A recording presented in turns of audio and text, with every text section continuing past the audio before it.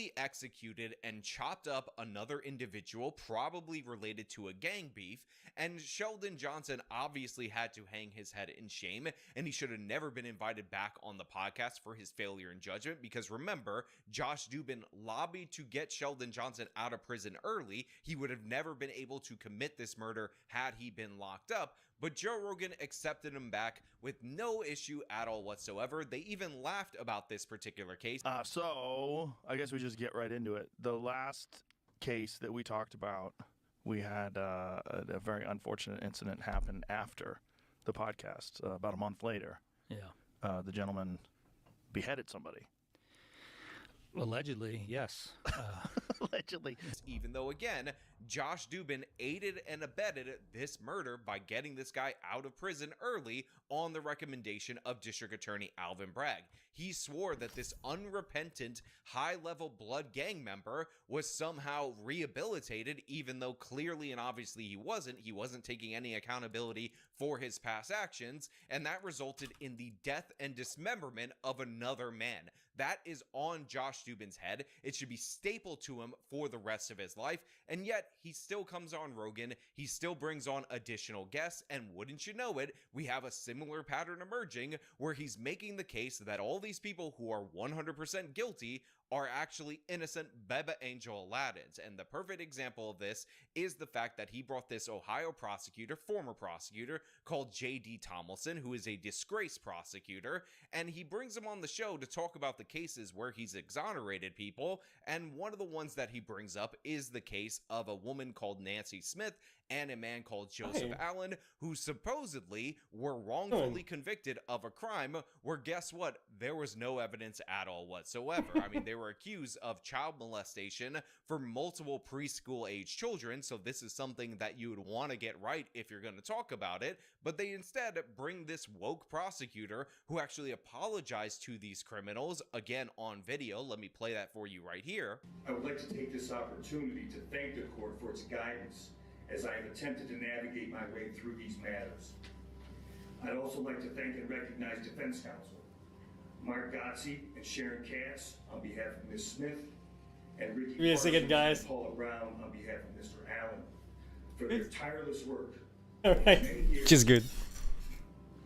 Advocating for their innocent clients.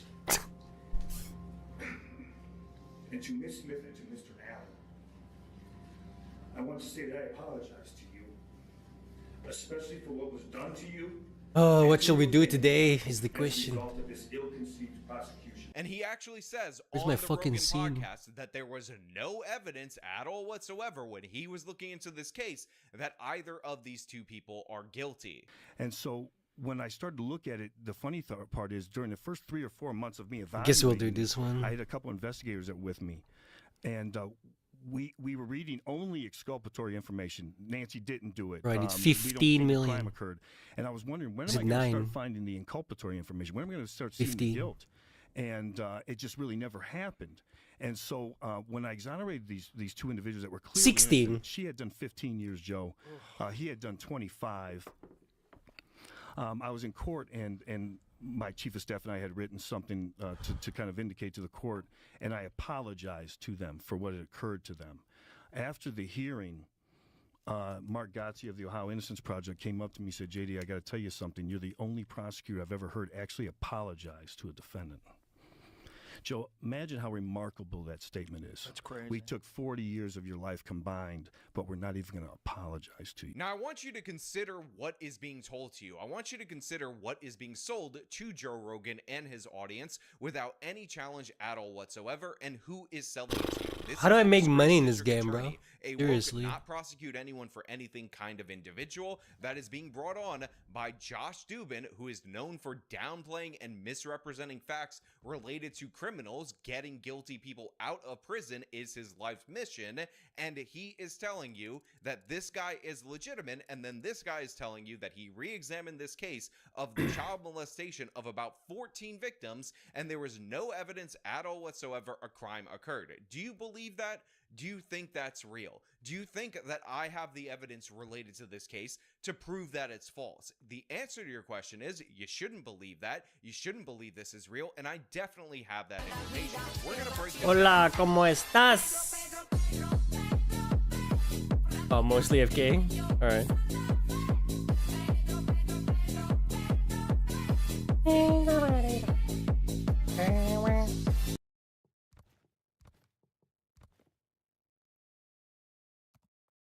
You guys let us know.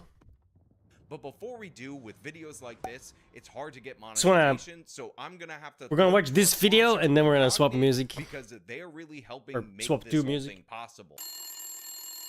Hold on 1 second. I'm getting a phone call. I have to take it right now in the middle of this video. Code AJW. So one of the mother that eventually got paid, I think it was about 1.5 million in 95 money, which is a decent amount of money. She had indicated that her daughter had been abused by Nancy, the bus driver. Now, when the investigation occurred, there was a detective on it that did a very thorough investigation, and after months found out that, listen, I don't even think a crime occurred, you know. So this podcast came out over a month ago. It is dated March 11th of this year. So I've had a month to dig into this particular case, and it's actually been quite difficult to get the real information on this because they've essentially flooded the zone with innocence fraud propaganda. So when you Google this, what you ultimately end up discovering is defense talking points. And what I discovered, by the way, by listening to this particular former district attorney, is that he is just repeating those same defense talking points as if there wasn't a case against these two individuals. Long de dong dong what I also dong. discovered is that there are two different narratives in this innocence fraud propaganda campaign.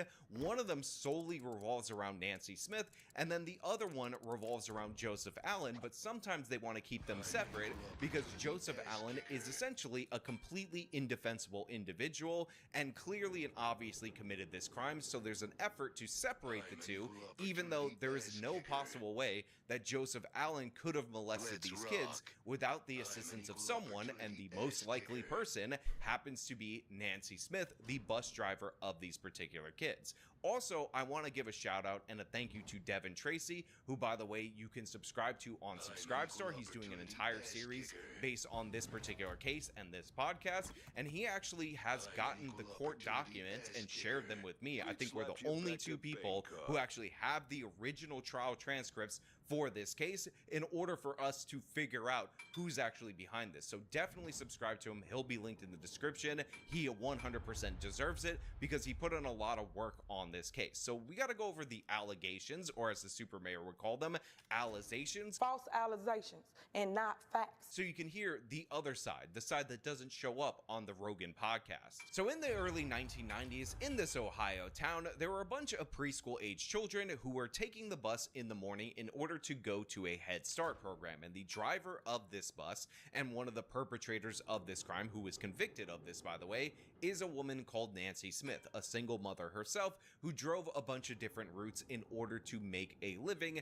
after splitting with her husband. Now, she really wants you to understand that she is a mother and she thinks that somehow makes her incapable of committing these crimes, but we all understand that parents can do horrible things, especially to other people's children, even if Nancy thinks that you can't grasp that concept. Now, according to the allegations in this particular case, Nancy Smith would drop off the majority of the children at this Head Start program, and on different occasions, she would take them via the bus or via her own personal vehicle, which we will get into in just a little bit, to the home or other locations where Joseph Allen was, and this is where the abuse against these children happened. Now, it's very important for you to understand the vicious, nasty, disgusting smear campaign that is utilized against the parents and the children in this particular case, because what you heard from J.D. Tomlinson, the district attorney who took over way later, who was elected after the Black Lives Matter riots, is that essentially this was a money play from the parents. The parents ended up suing Head Start after this occurred, so therefore their whole reason and motivation for falsely accusing these two individuals of child molestation was because they wanted money. So one of the mother that eventually got paid, I think it was about 1.5 million in 95 money, which is a decent amount of money. She had indicated that her daughter had been abused. And by the way, this is more directly stated in another program that tried to defend Nancy Smith years ago that is also absolute trash. The mother that started all this went to other parents and said, oh my God, my daughter was molested, you need to go get your child checked. What really made it escalate is that They found no signs of abuse on these children, so she went to the media, and she was so irate that she went to the mayor and demanded that they arrest me for that. Now, I just want you to understand that what they're describing as sinister behavior right there is A hit, some of the clearly, parents but it didn't give discovering any what happened hits. to their kids and then going to Russian the other game. parents in the community and recommending that their kids get checked out because they don't want other victims to go unreported. And again, what this ultimately ended up leading to is about 14 preschool age children stepping up and saying that they were a victim, although I believe Joseph Allen was only convicted of crimes against a smaller number of them because there was more substantial evidence with those kids. They were also more willing to testify, and their parents were more willing to testify than the other children involved in this particular instance. Now, all of these children knew who Nancy Smith was. All of these children would get on the bus with her each and every day, and it's very important for you to understand that this is the only way they could have been transported by somebody who was in a position of trust to Joseph Allen. This is the only person who could have gotten them there. However, Nancy Smith denies even knowing him. Police were sure they had their man. The next day, his arrest was front page news. Nancy Smith says that's the first time she'd ever laid eyes on Joseph Allen. I guess at that point they claimed that he was my boyfriend. I never even met Joseph Allen. I've never seen Joseph Allen. I had no idea who he was. I just seen his picture in the newspaper. This a total stranger. I mean, total stranger. Which is interesting because oftentimes on these buses there was somebody called a bus aide, a secondary person that was in a ride along with them, and in the court testimony we actually discovered that this bus aide saw Joseph Allen trying to get aboard the bus. She actually grabbed a tire iron or a crowbar in order to scare him off the bus, only to see him then walking with Nancy arm in arm, and Nancy telling him, again according to this bus aide who has no financial incentive to lie, that she would says it all, folks. He whinges, he cries, he rages, but still doesn't get better. It's incredible. That's not gaming. That's self-inflicted naval torture. PJ, blink twice if you're a masochist. Or better yet, uninstall, save yourself, save us all. Desert road, no gas. What's up, DTR? Good title, right? I thought so. would see him later. He was very confused by the evidence. It wasn't clear.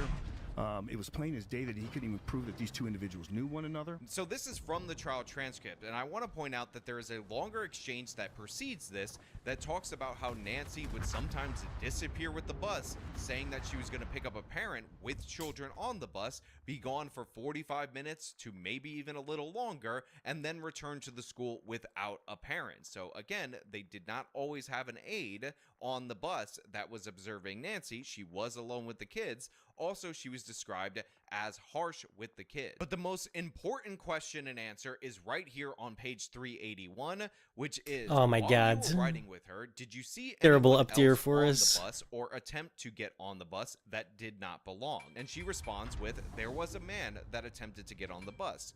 Would you describe that day to the court and the jury as best as you can? So it says she stopped at this store, and I don't know the name of it. All I know is that it's like a bright mint green store in Lorraine, right around the corner from Nativity. And then the question is, do you know what street it's on? And the answer is not right offhand. I just remember the color of the store because it was so bright. Now, by the way, from actually reading over Nancy Smith's testimony, who did in fact testify in her own defense, I believe this store is called Flinger's Market Plus Catering. It's still open to this very day because this is a location that Nancy testified she would get off from time to time. Is that one of the Star on Trek occasion skins? In order to go into to buy a soda in order to come back out and then continue on her bus route. And by the way, she even said that she would sometimes leave the kids unattended when she did so. Now back to the transcript. She went in, she said she was going to get a pop. Question, do you know when this was? Answer, this was before she left for the funeral. So when would that be approximately?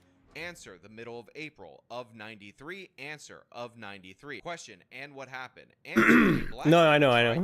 There's Star Trek skins as well. He walked with a shuffle, mumbled, I couldn't understand a thing he was I guarantee you he's gonna saying, shoot like came up to the lasers and steps, shit. And I picked up a tire iron that was on the bus and Like told him plasma if he bolts, I came guess, I up don't know. another step, I was going to knock him off the steps. I asked him, would he please leave? A question, did you ask him?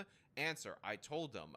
Question, were you screaming at him? I would totally Answer, make this I told sci-fi him if to I get off could. the bus. It scared me to death when he tried to come up on the bus because she left the door open when she went in the store. Question, does she often shop at this store? Answer, yes she did. Question, would she stop there nearly daily? Answer, almost every day. Question, what happened then? He would not get off the bus, he kept mumbling, and I could hardly make out anything he said. The only word I kept making out was that he kept saying Nancy, and I told him, Nancy is in the store, get off the bus. He wouldn't get off the bus, and I told him if he did not Really get good. off How the bus, fuck am I the I one would getting hit him shots? with a tire Like- iron, and all the kids started screaming, hit him, hit him. They ran towards the back of the bus. They were egging at me Oh, to come hit this man. on. Question, what happened then? I pushed him off the bus, shut the door, and locked it. And he Yes, walked okay. into the Whew, store only and one. came out with Nancy arm in arm. Question, what were you doing while this guy was in the store? Answer, I was on the radio trying to get somebody to come down there. Question, did anyone answer? Answer, no, they would not answer me. Question, so you saw Nancy, defended Smith, come out of the store with somebody? Answer, yes sir, I did. Question, and that was the black male that tried No to get idea. on the bus? Answer, yes sir. Question, and how were they walking? Answer, they were walking arm in arm like this, around each other arm in arm. Question, then what happened? They came up to the bus and told me to let him in the bus, and that he Bro, was like 20 there. bucks, I dude. told her I Like, was let's not be gonna honest. open The door nickel and dime to on let this game is anybody less in the nickel and bus. more I dime. did not know this man. I had never seen the man, and usually you know who parents I'm not sure are. that You get to meet works the as a parents figure of when speech, see but you the know what I parents, mean. and I never saw this man before. And she said it was somebody that she had went to school with, and for me to let him on the bus with her because he was going to look for his child. I told her no, I was not letting him on the bus, and if he attempted to get on the bus, I would whack him with the tire iron. Question, so what happened then? Just tell me what happened next. Answer, she told him to go down the street and wait, and she got on the bus. Question, you heard that? Answer, yes I did. Question, you heard her tell him to go down the street and wait? Answer, yes I did. Question, and this store was around the corner from the nativity school where the Head Start classes was? Answer, yes sir, yes. Now unsurprisingly, this woman ultimately ended up identifying the co-defendant, Joseph Allen, as this person. Now why did I read this exchange to you guys? Because here you have Josh Dubin of the Innocence Project, a proponent of this innocence fraud movement, bringing on a district attorney, talking about how he's such a great guy for apologizing to Nancy Smith and Joseph Allen. And one of the reasons why he apologized is because when he looked at the evidence, when he looked at this case file that I have obtained, that Devin Tracy has obtained, we're probably the only two people outside of the prosecutor's office that have this information at the ready, he said all he could find was exculpatory evidence. And so when I started to look at it, the funny part is during the first 3 or 4 months of me evaluating it, I had a couple investigators that were with me. And we were reading only exculpatory information. Nancy didn't do it. Bro, it's kind of crazy how disgusting these Innocent Project people are, man. Like, bro, the last guy you were talking about literally beheaded someone less than a month after the podcast. Maybe sit the fuck down and shut the fuck up. Like, have you tried that? We don't think a crime occurred. And I was wondering, when am I going to start finding the inculpatory information? When am I going to start seeing the guilt? And it just really never happened. All he could find was evidence that proved that these two people were guilty, and they never even established that these two individuals knew each other. He was very confused by the evidence. It wasn't clear.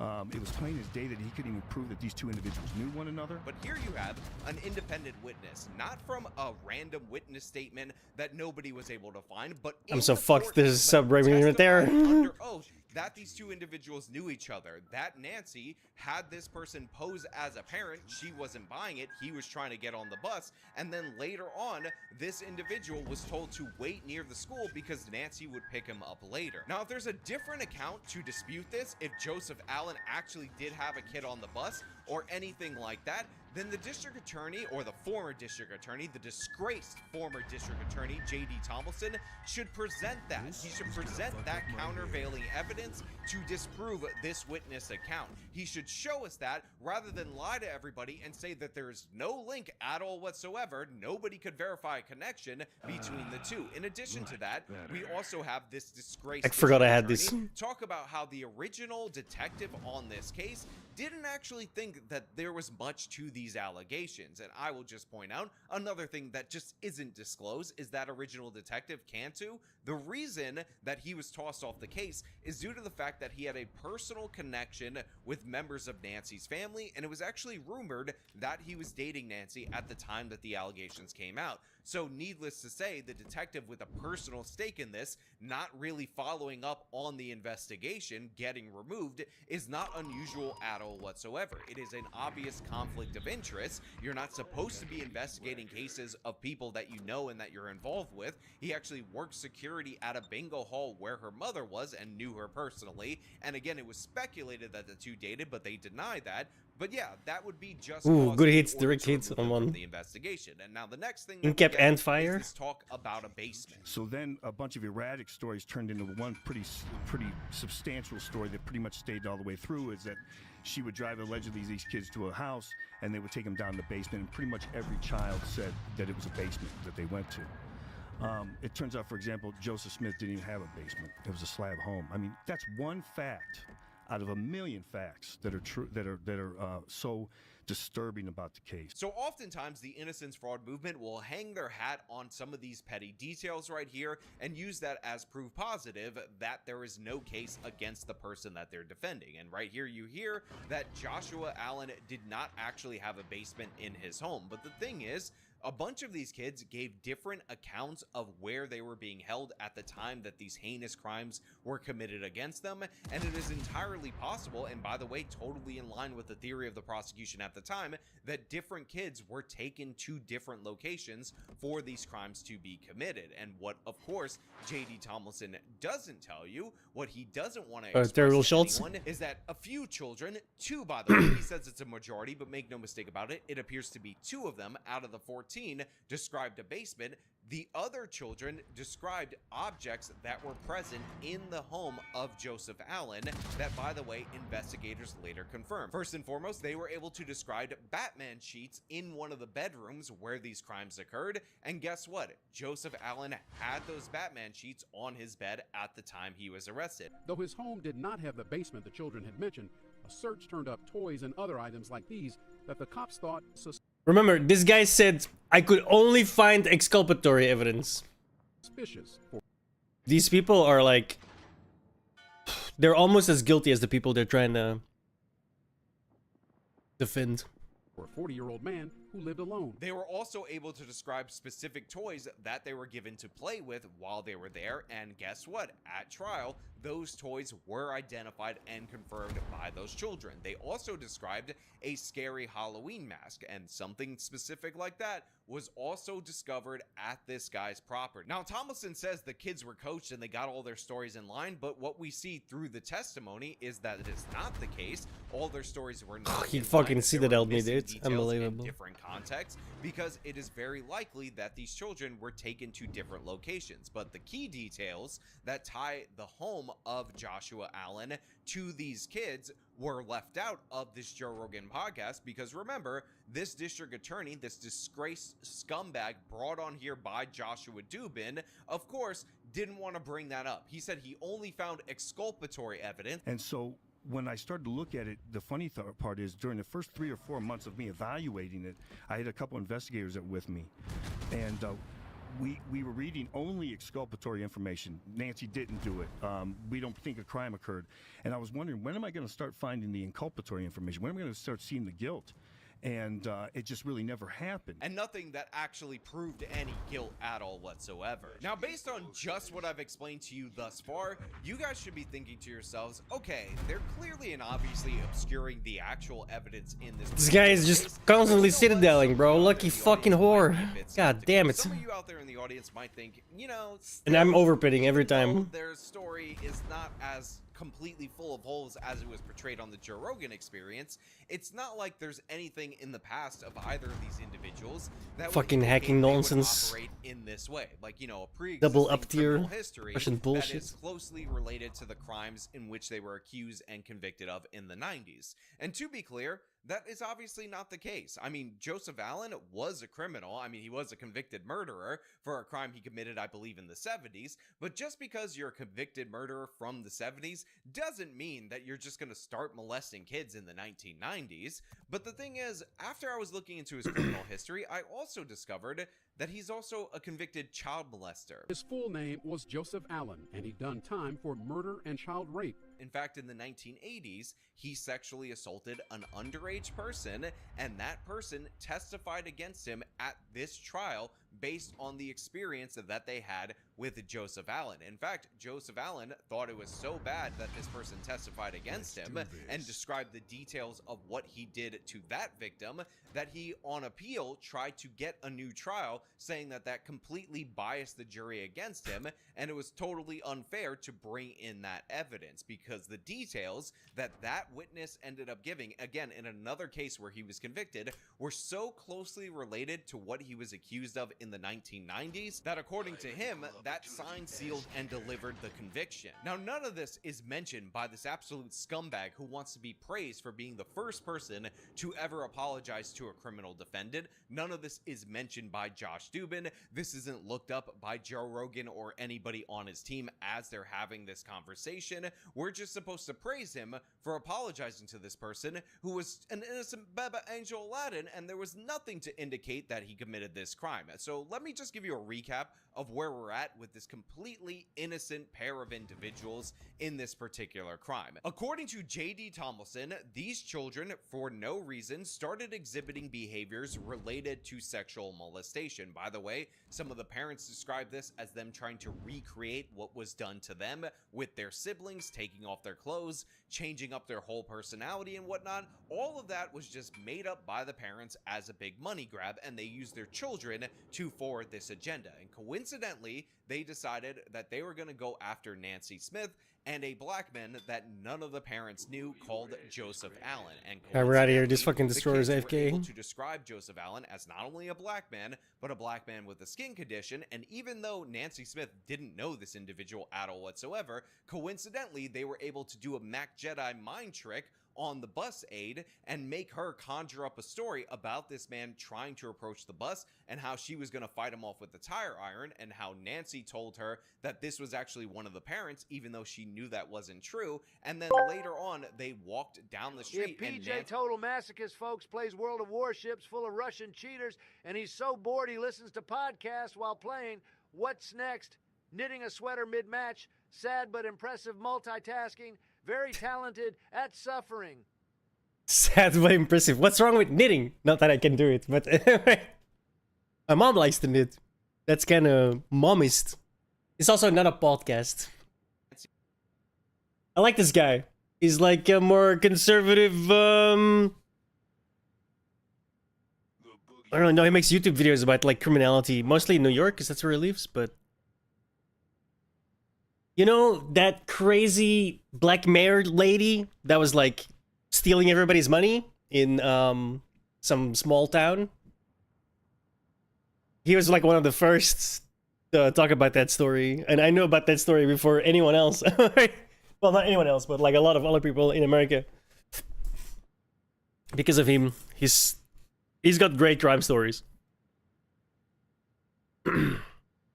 And I pretty much align with him 100% on how to tackle crime. She said that she would pick him up later, and this was in and around the... No? Oh, dude, it's fucking crazy, man. It's like some... I'm gonna say it, right? But it's some ghetto mayor, like, literally. Holy shit, bro. And she was like, fucking... Dude, there's allegations of her, like, orchestrating a fucking drive-by shooting. Like, when I say ghetto mayor, I mean ghetto mayor, alright? I'm not, like, making an allusion to something, like straight up ghetto mayor, okay? Like, exactly what do you think that means? Like, it's crazy. School. Again, just a coincidence. Also a coincidence. The mayor of Dalton Township, and Thornton's right next to it or something. Like, she was like something on the board there as well, and she was just basically stealing all the money, dude. It's pretty crazy. is that a huge number of the She children called herself the involved in this super mayor. particular So if you Google super mayor, guaranteed you'll find it. case, which is just made up by the parents for a cash grab, because remember, these parents did it for the money because they're so greedy and they're such nasty people. But coincidentally, that person, Bro, that Nancy was didn't know, but that they arc was said that hilarious. she didn't The know, FBI got involved was in everything, also dude. somebody with a Like, history of child molestation. that story On top goes of that, hard. Coincidentally, these children, who again were coached up by the parents, were able to identify specific objects in the home of Joseph Allen, including his bed sheets being Batman patterned. Really weird for an older man to have those child bed sheets. Specific children's toys, again, really weird for Joseph Allen to have in his home, and a Halloween mask. All of that was just coincidence. All of that was just set up by these greedy parents. how does a And destroyer honestly, even there's no get there, evidence man? at all Like this whatsoever fucking, for oh it, my god, because which David Collison whoopee told Joe Rogan retard? that he looked over the case file and Get he these guys found banned, nothing bro. but exculpatory evidence. Nothing inculpatory in this case, just a bunch of coincidences that he wrote off so he could give his dramatic apology to these two defendants. Now, I will also add another coincidence, something that might not shock you, is that Joseph Allen was also staying with a bunch of runaway children, and those runaway Hello. children also accused Joseph Allen of child molestation. I wish Again, I could sink him, dude. coincidence after coincidence Like I'd sink his after fucking coincidence. ass. But then in October, 5 months after the first allegation, You ain't farming finally got nothing the by lucky just break they being deserved. AFK, A bro. man named Joseph suddenly appeared on their radar. The reason he came to the attention of the detectives to begin with was the fact that he had a group of young juvenile runaways that he was harboring at his home and had sex with. And so when I started to look at it, the funny part is during the first 3 or 4 months of me evaluating it, I had a couple investigators that with me, and we were reading only exculpatory information. Nancy didn't do it. We don't think a crime occurred. And I was wondering, when am I going to start finding the inculpatory information? When am I going to start seeing the guilt? And it just really never happened. Again, all of this is just coincidence. All of this is not evidence of any crime at all whatsoever, and in fact is just evidence of the greed and the disgusting nature of the parents. I mean, did you guys know that when one of the mothers figured out what happened to her kid, got the story out of her child, she decided to approach other mothers and other parents in the community and told them to get their kids checked because this could have happened to them because they were also on that bus? What a terrible, corrupt woman looking for a cash grab. Who would tell the other parents in their community that they think that their own child was molested and that they should protect their kids because it could have happened to them as well, other than a terrible, nasty, horrible person? This is actually the story that they put forward related to this case. This is the version of events this scumbag former district attorney and Josh Dubin, the scum of all scum, decided to bring on the Joe Rogan Experience. And by the way, this was all in their effort to forward the release of another group of murders that Josh Dubin has labeled the Ohio 4, which, guess what? They're all guilty of the crime as well, and we don't even have time to get into that. Now look, normally I will go to bat for Joe Rogan when I think he's in the right, but the fact is, when you have I hope someone like shits in Josh that guy's Dubin, coffee, who dude. has That guy brought right somebody there. on your show, Piece of lied to his trash. teeth about how wonderful an individual he is, minimize the 2 attempted murders that he committed to just 2 stitches, minimize the fact that he was a high-level blood gang member and pretended like he just stumbled into that life of crime, and then that person who was released on Josh Dubin's recommendation goes out and murders somebody a month later. Maybe you take a pause. Maybe, just maybe, you recheck into every single case that this guy brings you forward, because I got news for you. Sheldon Johnson is not the only guilty person that this guy has advocated for. Almost every single person, and I haven't found an innocent one yet, but I'm leaving the option open that maybe he'll stumble on one eventually, that he's brought up has been 100% dead to rights guilty, and that is true of Nancy Smith, and that is true of Joseph Allen. So enough is enough. I think I gotta draw the line when you bring on this woke, ridiculous person, district attorney, who apologized to child predators and is pretending that the overwhelming evidence against those predators doesn't actually exist. But you know what? Those are just my thoughts related to this case. I want to know what you guys think down in the comments below. As usual, if you like this video, show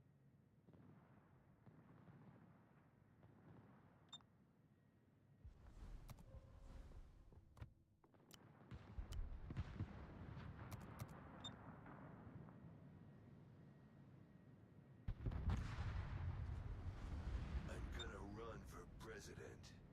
Кабас колбасит соло, колбасер по пояс голый.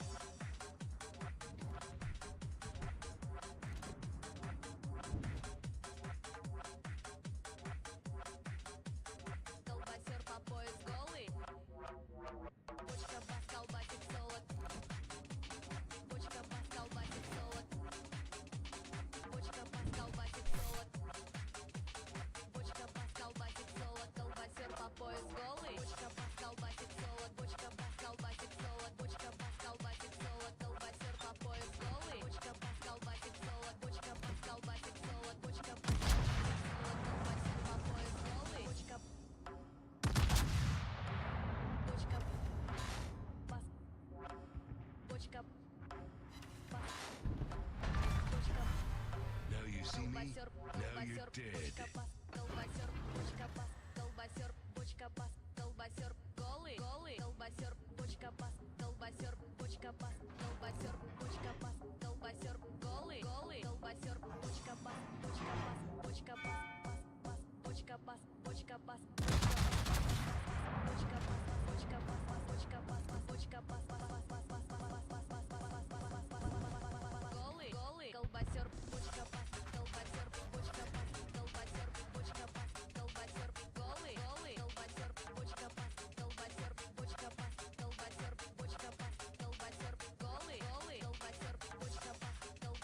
If only our destroyer wasn't AFK the whole first round. The whole first like he finally started moving way too late. If you queue up and then go AFK, you should just get banned. How about you don't play for a week? There you go. You didn't want to play in that game? How about you just stop playing for a week? PJ, I came here to watch some beautiful, tremendous World of Warships gameplay, but what do I see? Some weirdo and a Pip-Boy dancing on the screen? What is this Fallout at sea? Totally ruining the vibe. Very sad. Should I stay? Should I go? I'm confused, PJ.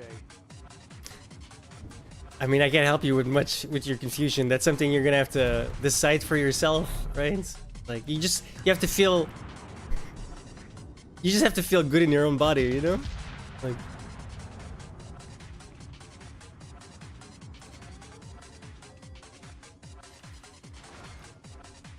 Barely any damage, dude.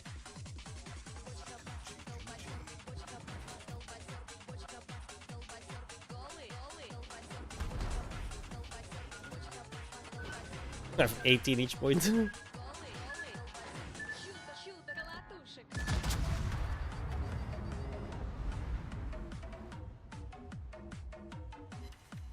Oh, I almost had him. Not bad for a snapshot.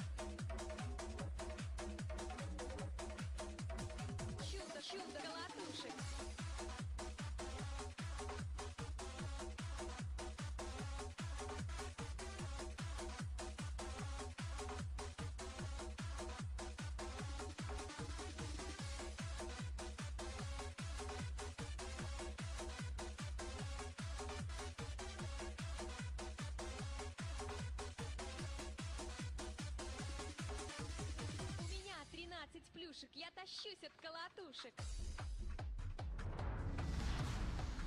God bless America.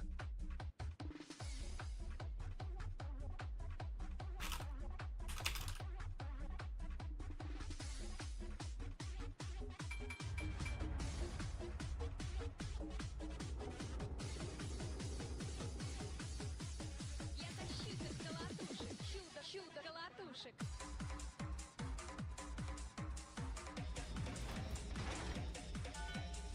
God damn it. The sun is like on the camera. I'm trying to block it off without the thing coming in the way. There we go.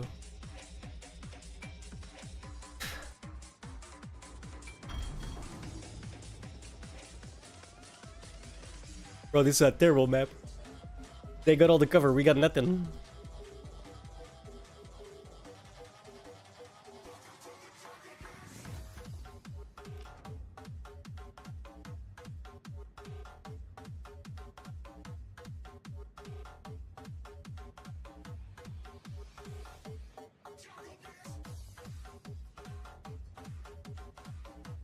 No? What do you mean? Nothing's happened yet.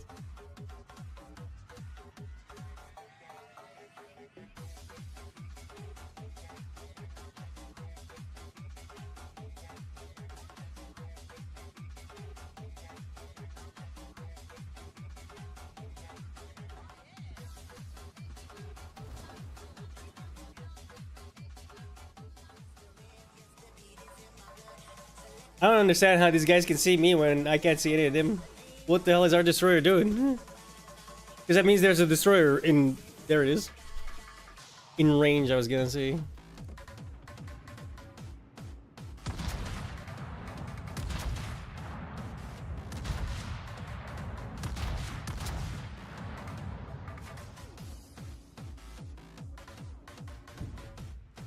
Oh, and the submarine.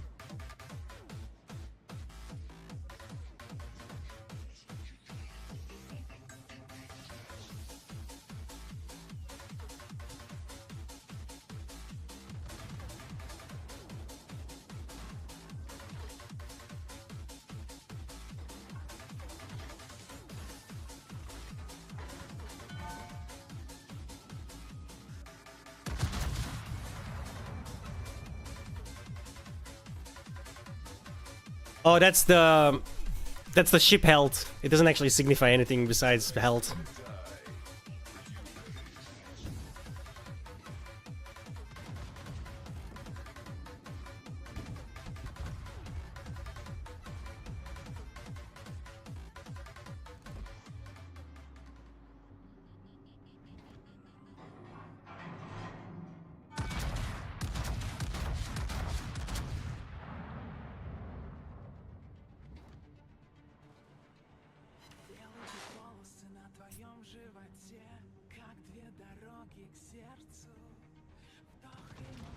Yeah, but it has no bearing on whether you're winning or not. Considering a smaller ship can easily outbox a heavier ship. Just depends on the guns. Start turning, motherfucker.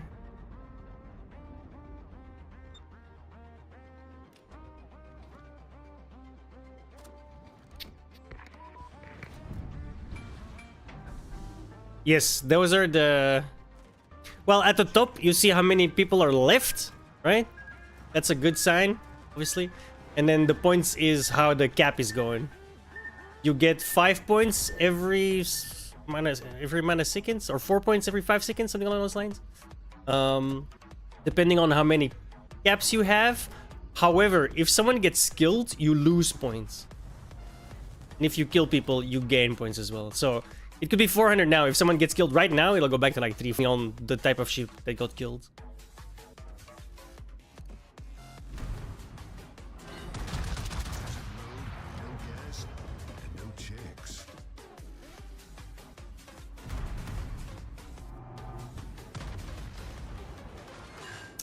Is this guy serious? How did it... Gads.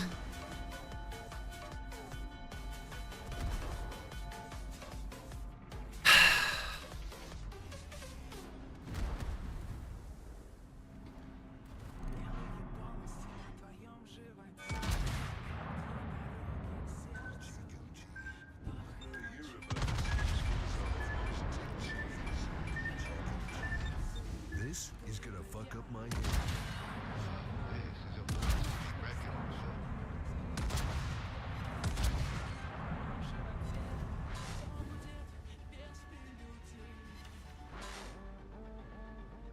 Bro, my shells are basically larger than this fucking ship and I still barely do damage to it.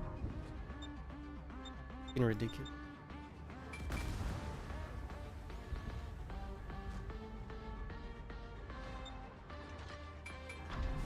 Dude, maybe turn away from the guy that obviously torpedoed in our direction? No? Okay.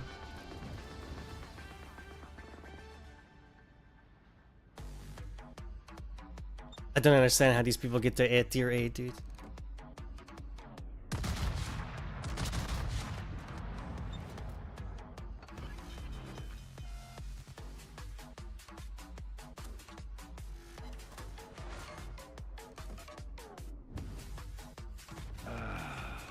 Much better.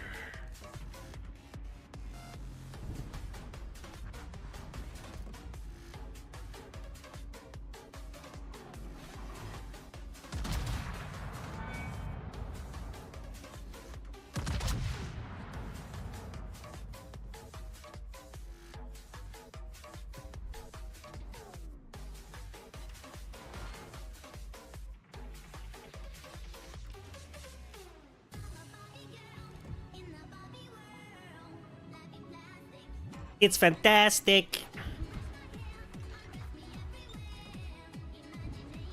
Life is a creation. Come on, Barbara, let's go party. Dude, this shit was huge in the 90s, bro.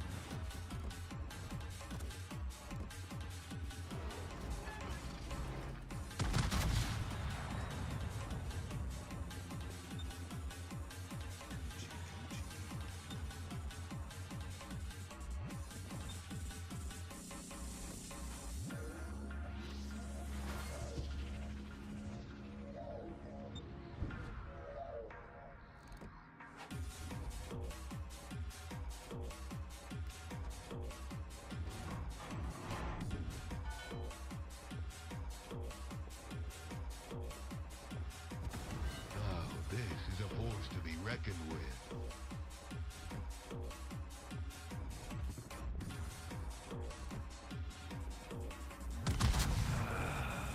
Much better.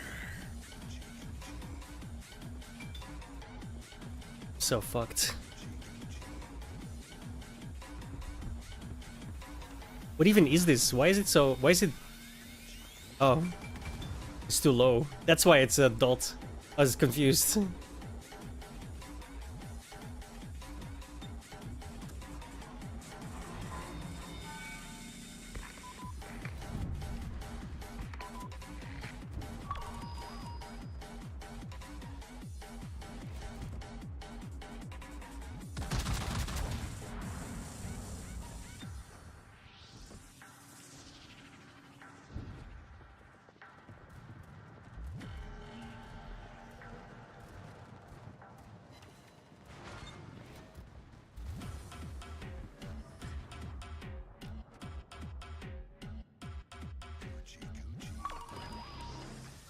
Wow. I'll still make the Hall of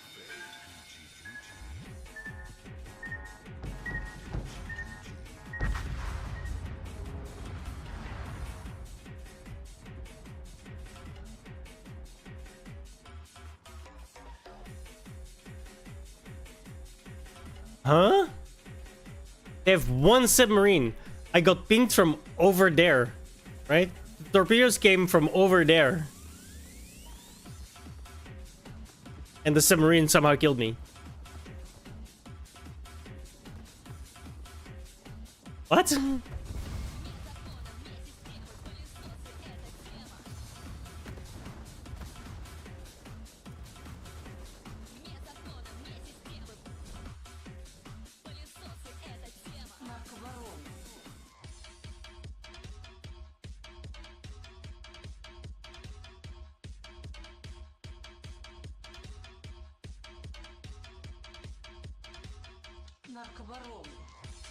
Oh yeah.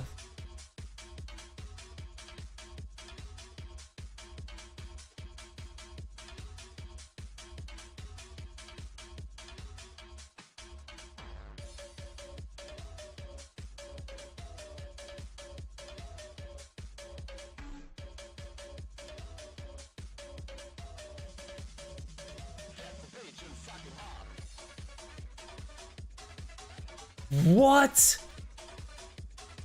This guy's cheating.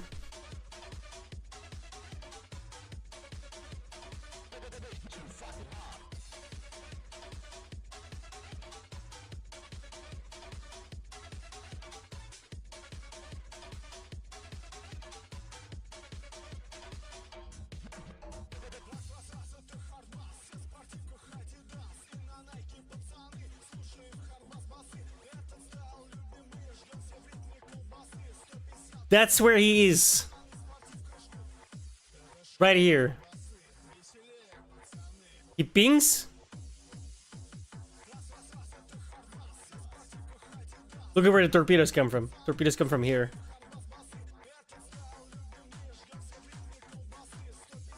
And I know it's him because when I dive for these to these torpedoes, It says the sub got me.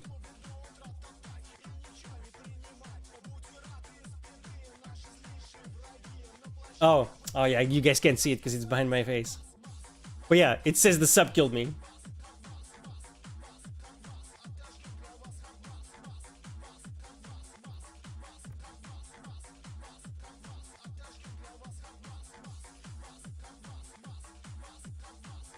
Bro, where's the cheater report? Like, what the fuck?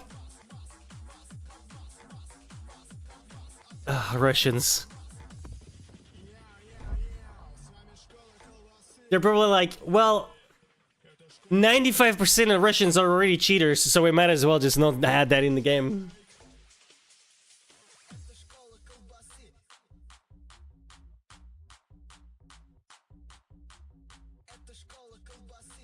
Hard bus.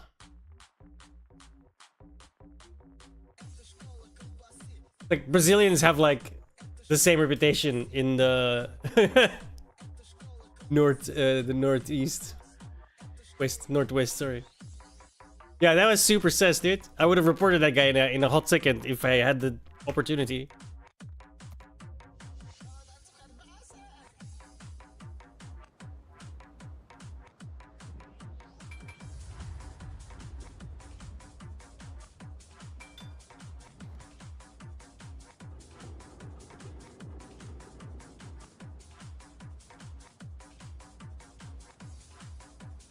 By the way, I don't suppose you know anything about Billy Mitchell and Carl Jobst?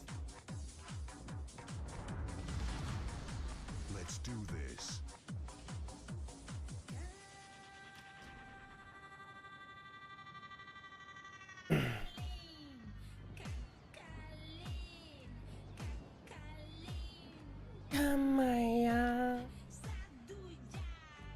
Yeah, he's actually downright likable now. Not really, but yeah, Bill Mitchell's definitely a piece of shit. Don't get me wrong. However, that being said, Carl Jobst is this like speedrun YouTuber, YouTube speedrunner. Not really. He more like makes videos about speedrunning, and I guess he did some GoldenEye stuff. But he made like a shit ton of videos about Billy Mitchell, and then all of a sudden Billy Mitchell is like suing Carl Jobst. And if you watched all of Carl Jobst's videos like I did, you may have come away with the impression that it was about Billy Mitchell's Donkey Kong scores, and not in fact about the fact that in one video, a couple videos actually apparently, Carl Jobst accuses Billy Mitchell of being a main cause of Apollo Legend murdering himself, right? Which is, whoa, okay? Maybe dial it back a little, bruh. And Billy Mitchell sued Carl Jobst for defamation, and he won. But Carl Jobst made like a fuck ton of videos about this, right? And like, I watched every single one of those videos about Billy Mitchell, because I think Billy Mitchell is hilarious in all the bad ways. And I 100% had the impression that this was about the Donkey Kong scores and Carl Jobst calling him out on it. And pretty much 90% of the internet did as well. So when Carl Jobst was found guilty for defaming Billy Mitchell, everyone was like, huh?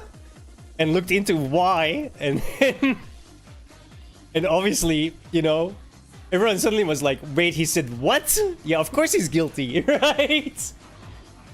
Which is fucking hilarious. But I was scrolling through Twitter earlier, and I mean, that's fear, right? So I saw the Billy Mitchell tweets, and he's like savaging Carl Jobst about it, dude. It is fucking hilarious, right? You gotta fuck up really badly to make Billy fucking Mitchell seem likable, okay? Now, the funny part about all this is I've been fucking around with ChatGPT. I was like, maybe I'm gonna make a video about this because it is funny. And let me show you what I had ChatGPT generate for me.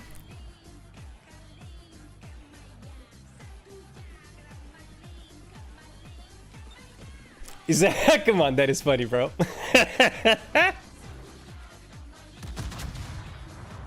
Yeah, exactly, right? Dude, I think Billy Mitchell is a giant piece of shit for cheating.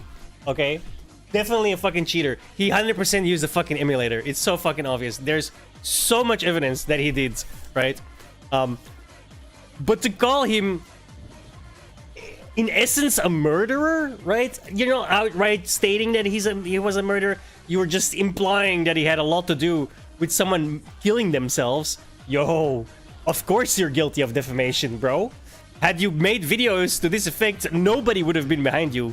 And more importantly, no one would have held your defense fund, which a lot of people did.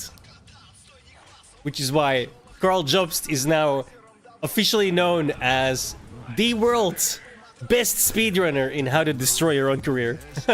Any percent.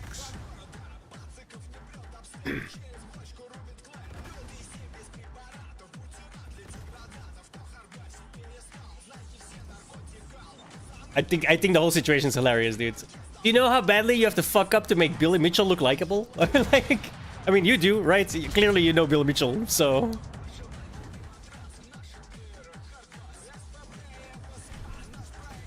And the fact that he dresses the way he does and looks the way he does is making it so much better, dude.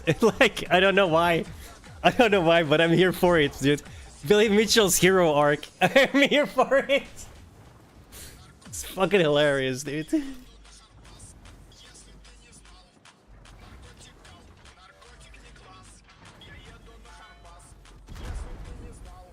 Narcotico.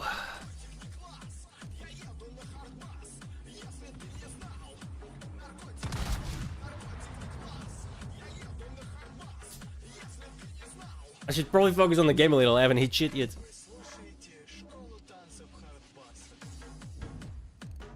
Half of it in front of him, half of it behind him. I swear that my spread is too bad. Or good, I guess. I got a good spread. It just doesn't work at distance. Narcotico.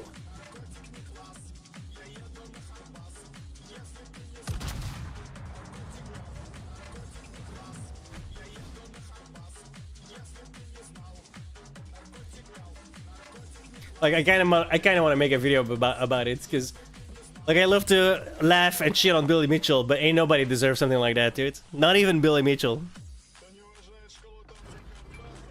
Like, you gotta come correct. You can call him out on his cheating, right? There's a ton of evidence for that, but to say that, to imply, actually, he straight up said that he was like a main factor in someone else's suicide is crazy, dude. Like, I say a lot of fucking crazy shit, alright? I would never say anything like that. You know what I mean? At least not in public. You want to spot crazy theories with your friend at the dinner table, go right ahead, alright? But don't make a YouTube video about it.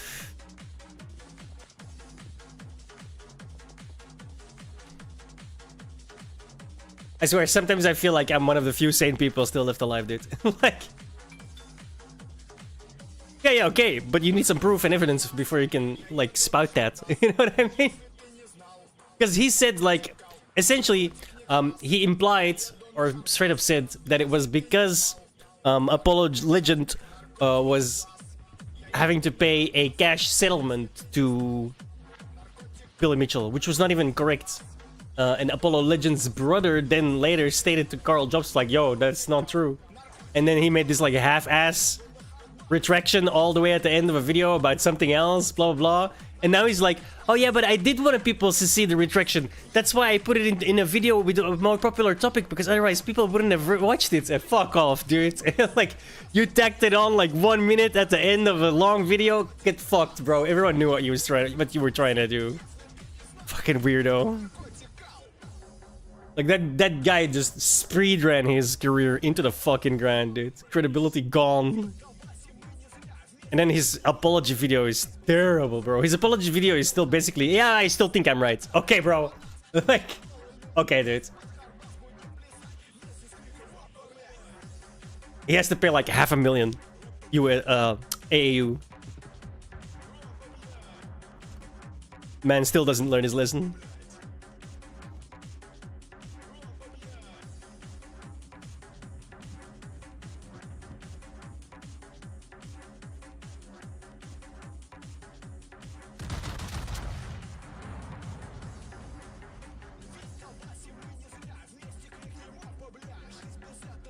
Tirpitz. Oh, you lucky fucker.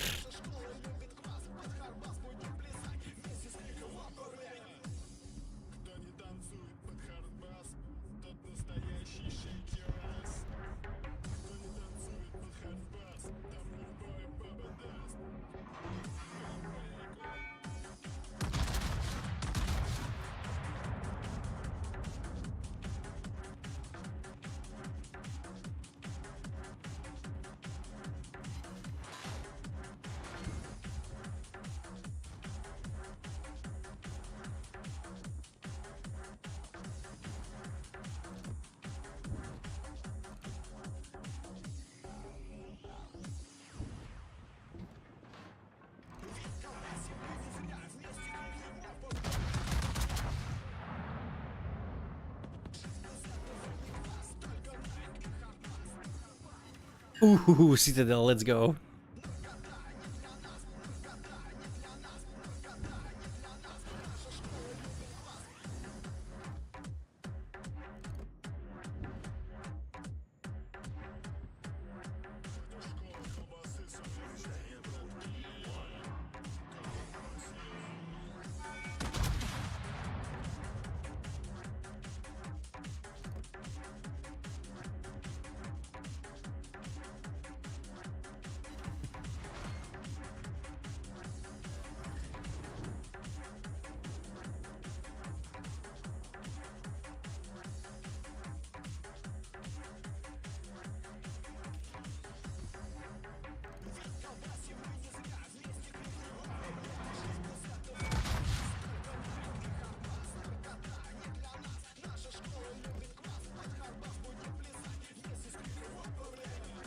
Come on, I just need one.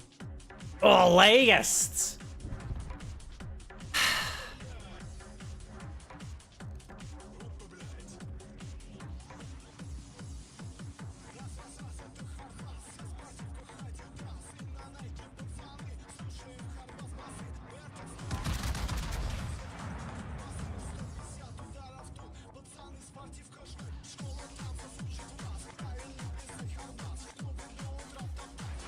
Citadel. Oh, how did you not die then?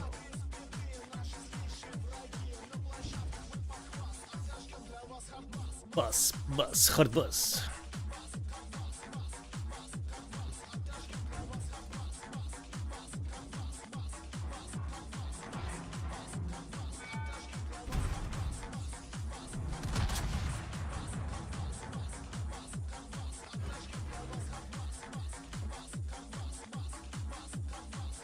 Just need one good one.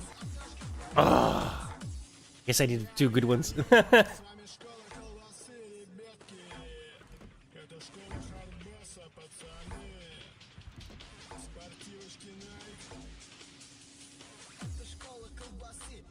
Hard bus.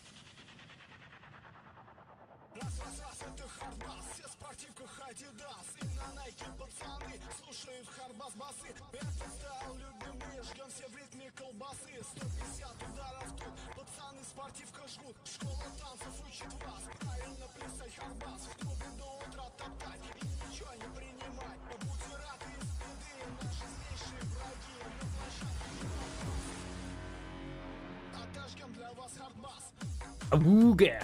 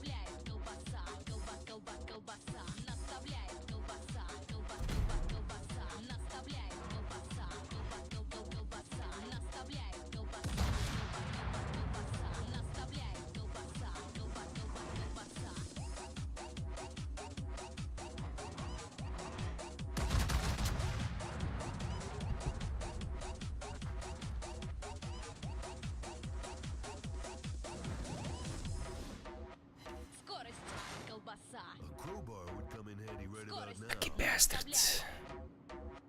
Скорость, колбаса. Скорость наставляет.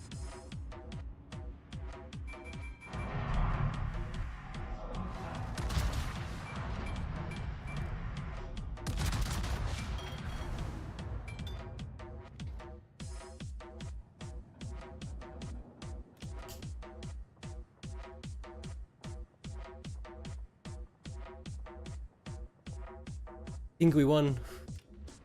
Скорость, колбаса. Скорость наставляет. Скорость, колбаса. Скорость наставляет. Скорость, колбаса. Скорость наставляет. Скорость, колбаса. You like fighting games, TTR?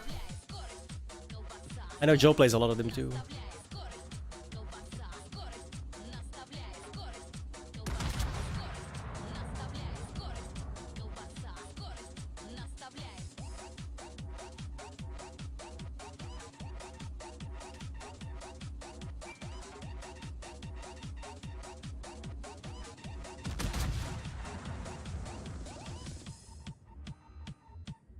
Колбаса.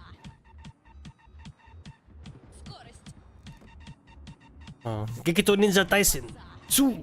I literally imported that one from Japan on the GameCube back in the day.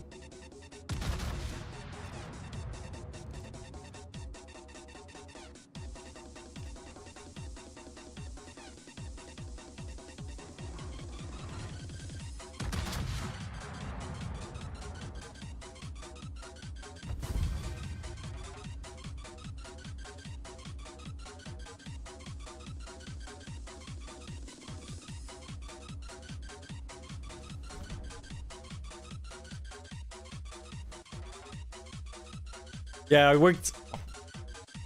Well, it didn't work. I went to a shop called A Shop Less Ordinary, which was like a Japanese anime slash import shop back in the day when, you know, that was still all done, right? Yeah, same. And we played the first version of the Naruto Gekito Ninja Tyson, the first one ever. Played that on the GameCube, and then I was number 1 on the team. I imported. Oh no, as first, not expert. Sad. The second one on the GameCube.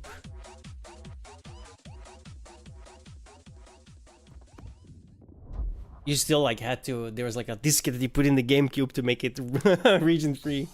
Disc first, and then the game. Ну, чики-брики и в дамке.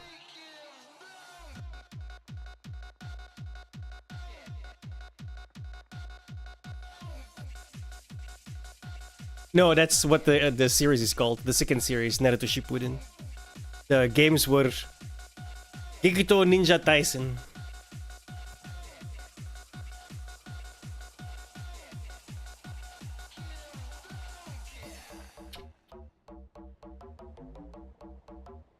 Like Shippuden is way after that.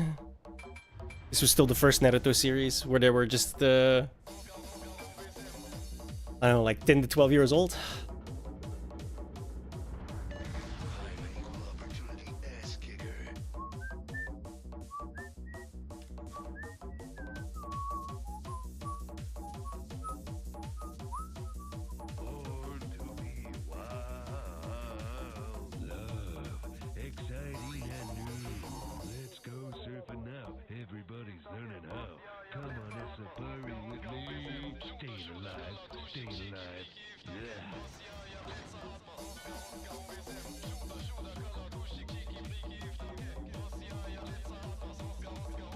Yeah, I don't mind that.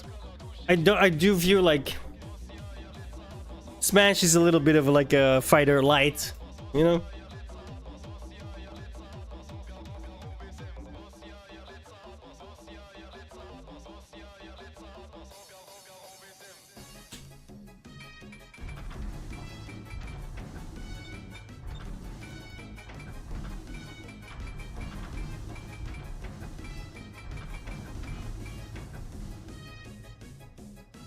Yeah, it's pretty fun.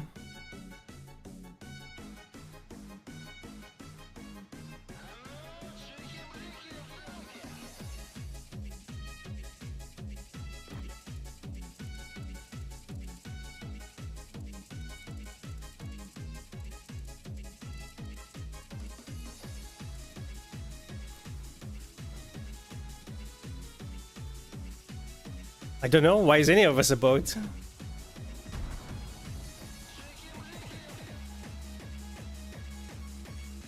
How you doing, Q?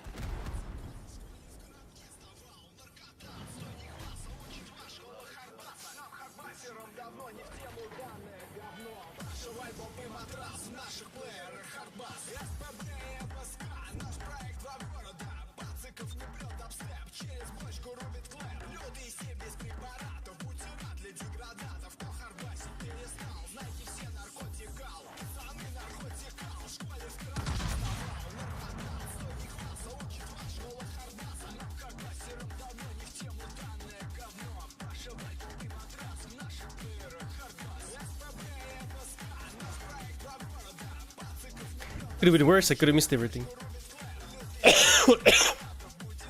Yo, that guy's... We're in a tier 10. Oh my god. That guy's in the Yamato.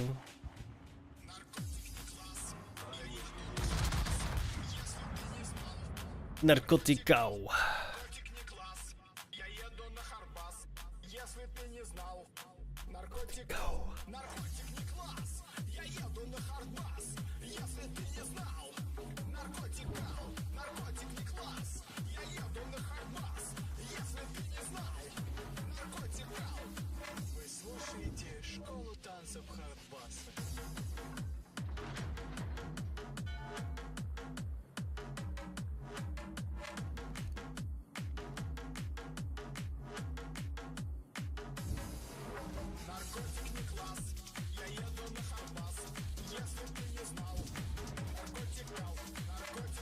This is actually my highest ship.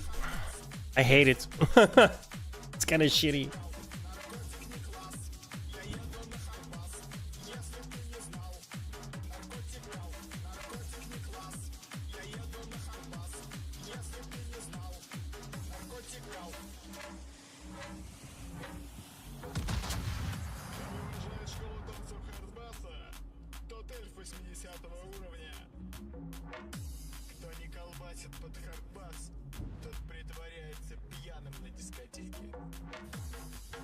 It was worth a try.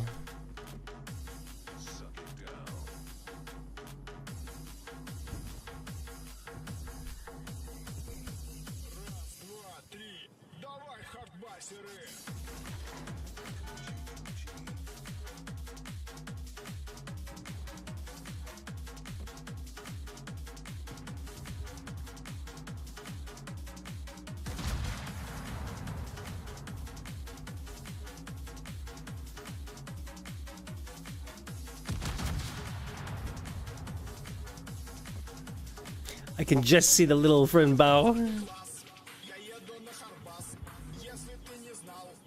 And I hit it too. Too bad it was an overpin. Narkotikao.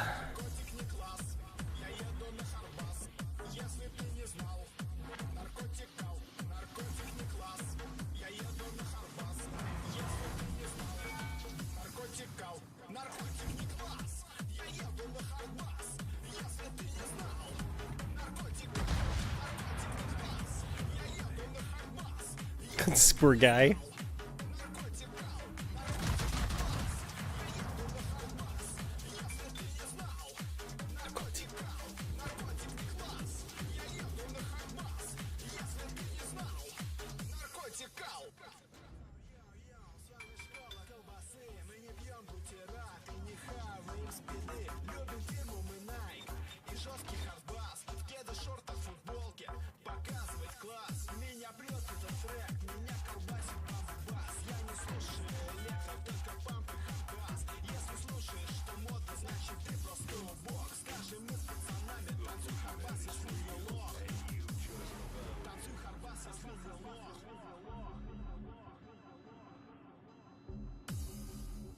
Dude, it's hilarious.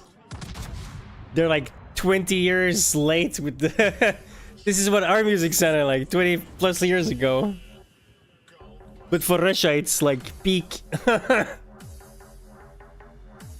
think it's hilarious.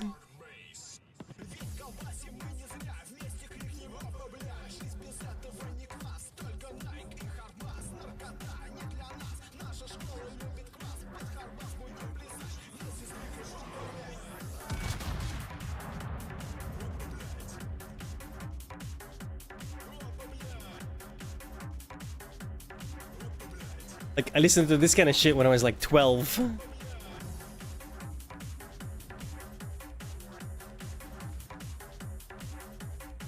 A bit heavier. Just hardcore, right? You should know that, you're German.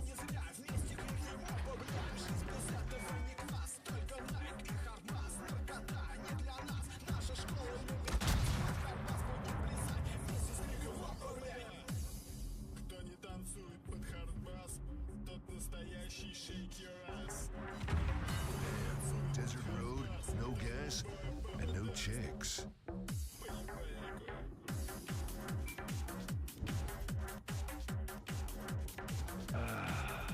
Much better.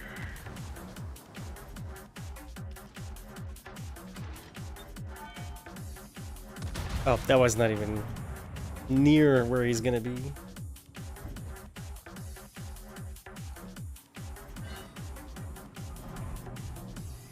Damn, desert road, no gas, and no chicks.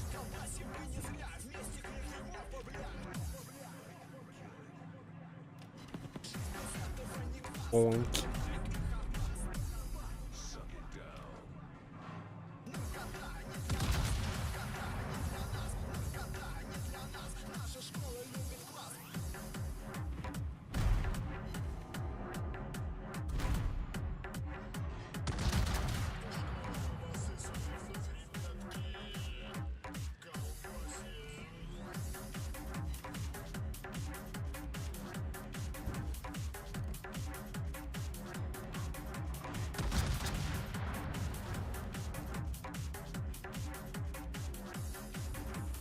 Damn, desert road, no gas, and no chicks.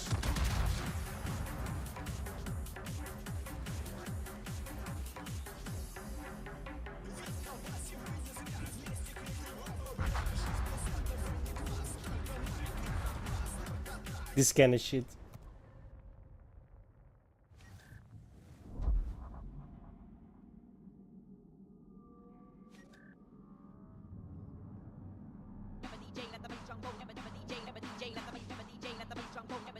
I was 11 when this came out.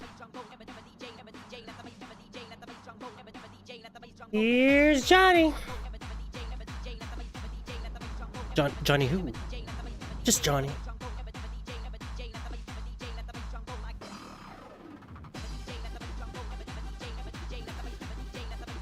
Can you go away?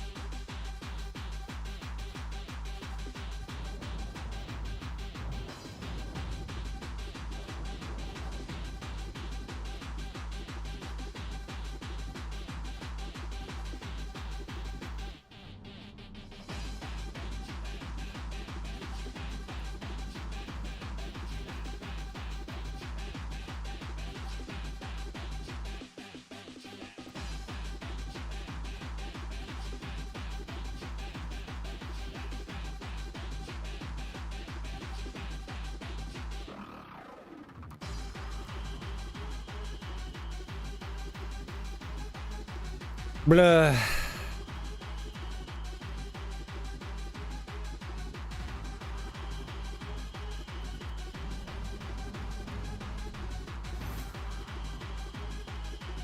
Ooh. It's war. Who the fuck are you anyway? Johnny. Johnny who? Just Johnny. Johnny who? Just Johnny. Kind of upscale for us, you know? It's war.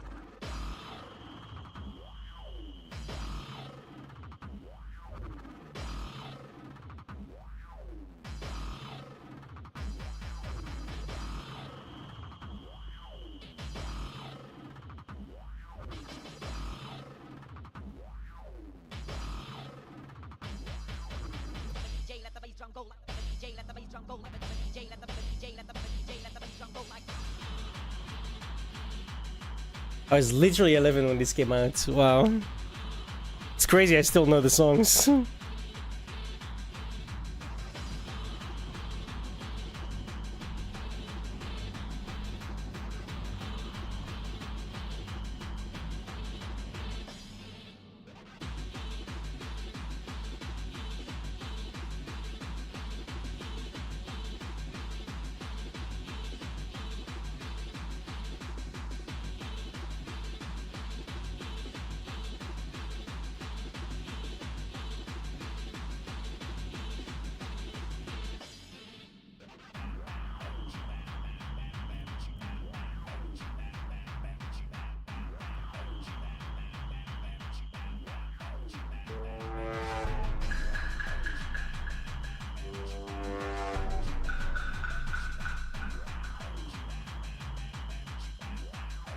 Here's Johnny.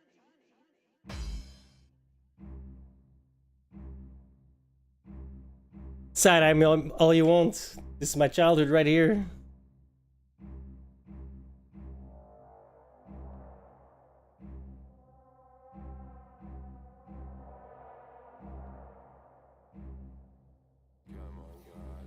It's like this one, hang on.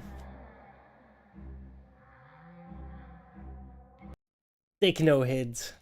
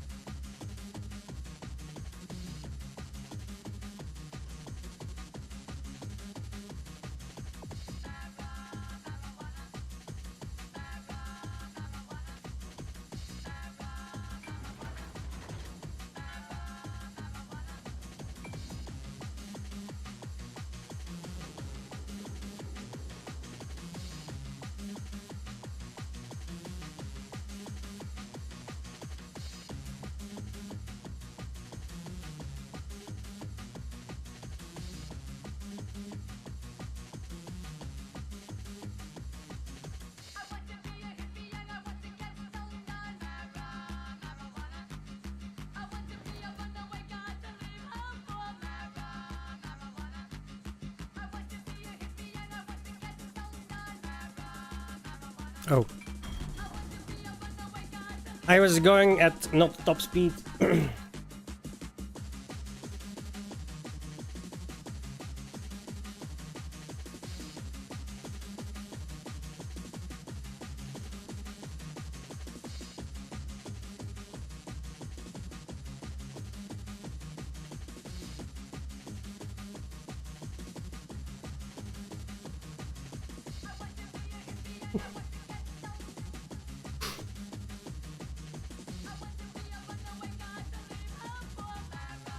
Marijuana.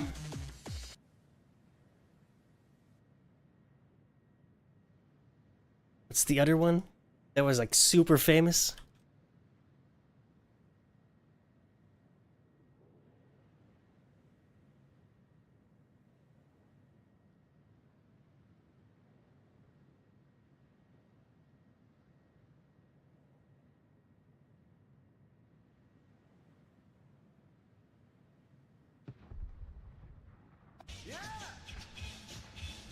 From the creator of Don't Touch That Stereo, I want you all to know, Master Masters is in the fucking house! Yeah! We're gonna kick some ass tonight. We're gonna kick some fucking asses tonight. Cause we got a brand new bag of tricks. So, yo, Master, bring the melody! Alright, sing! I want the people sing it out. Yeah. Old school.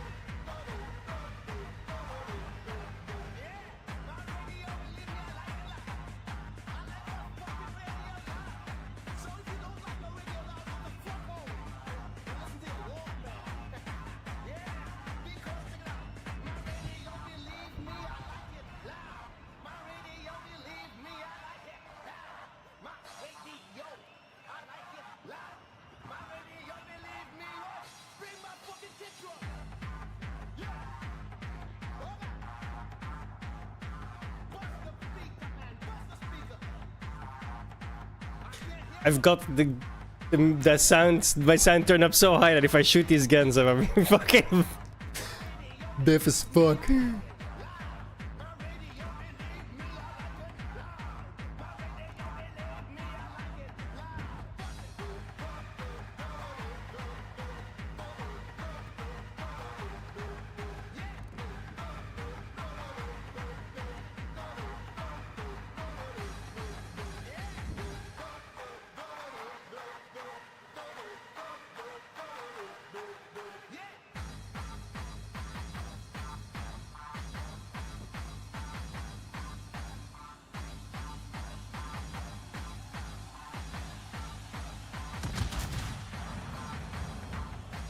That's never gonna eat.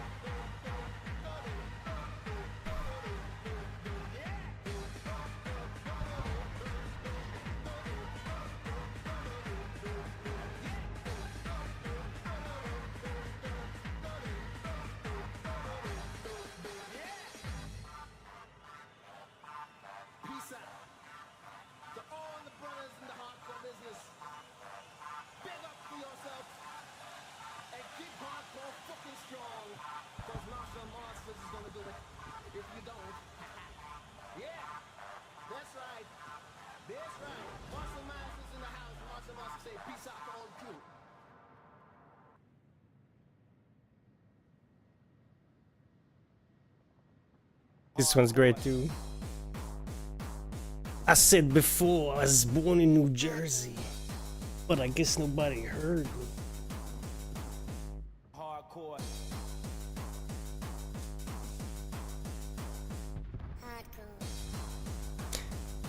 born hardcore. Hardcore.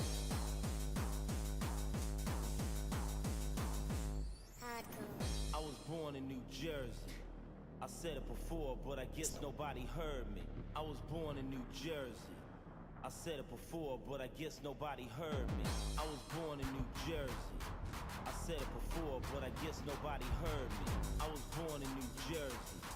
I said it before, but I guess nobody heard me.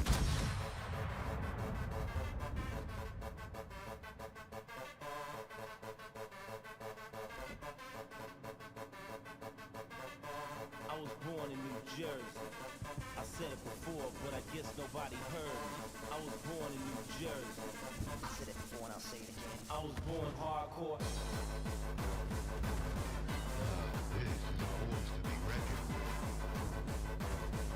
I hate this destroyer.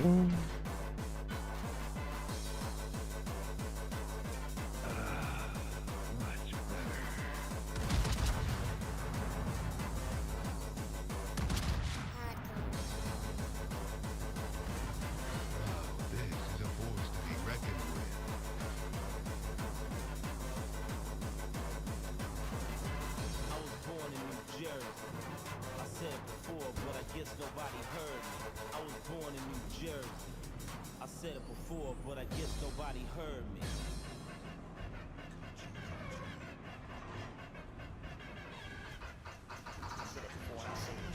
I was born hardcore.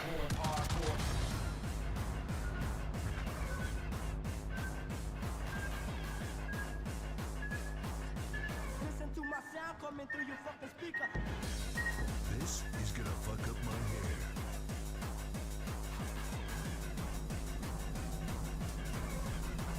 I said it before and I'll say it again. I was born in New Jersey. I said it before, but I guess nobody heard me. I was born in New Jersey. I said it before. I was born hardcore. Listen to my Hardcore. listen to my sound. Listen to my sound coming through your fucking speaker. Listen to my Hardcore. listen to my sound. Listen to my sound coming through your fucking speaker. Listen to my Hardcore. listen to my sound. Listen to my sound coming through your fucking speaker. Listen to my Hardcore. listen to my sound. Listen to my sound coming through your fucking speaker. I was born in New Jersey. I said it before, but I guess nobody heard me. I was born in New Jersey. I said it before, but I guess nobody heard me. I was born in New Jersey. I said it before, but I guess nobody heard me. I was born in New Jersey. I said it before and I'll say it again. I was born hardcore.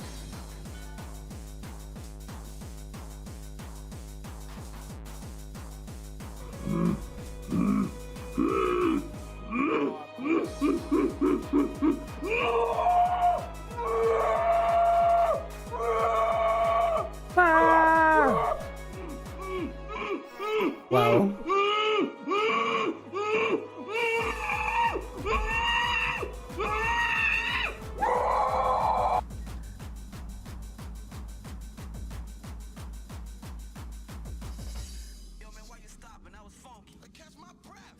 Let the music take you away. You'll feel bitter.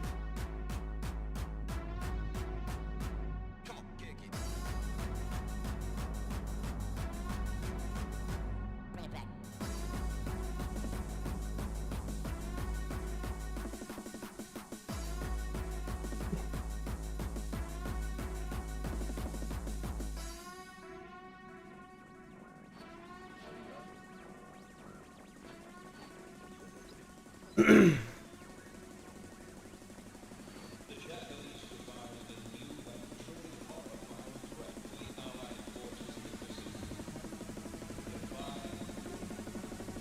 Receive damage. What the fuck?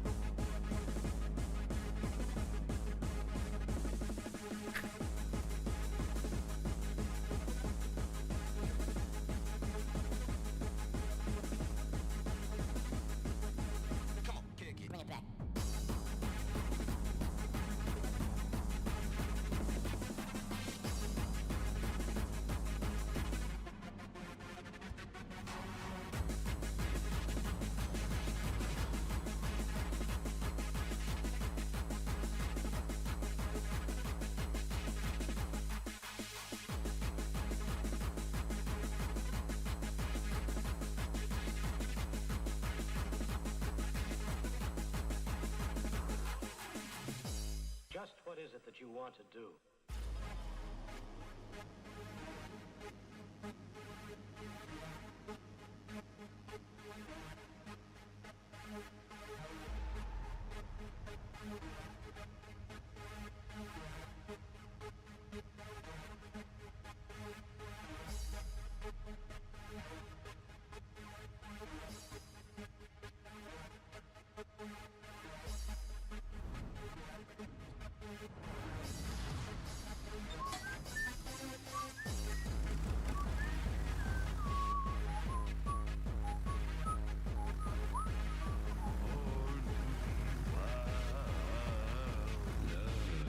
Exciting and new. Let's go surfing now. Everybody's learning how. Come on a safari with me. Staying alive, staying alive. Yeah.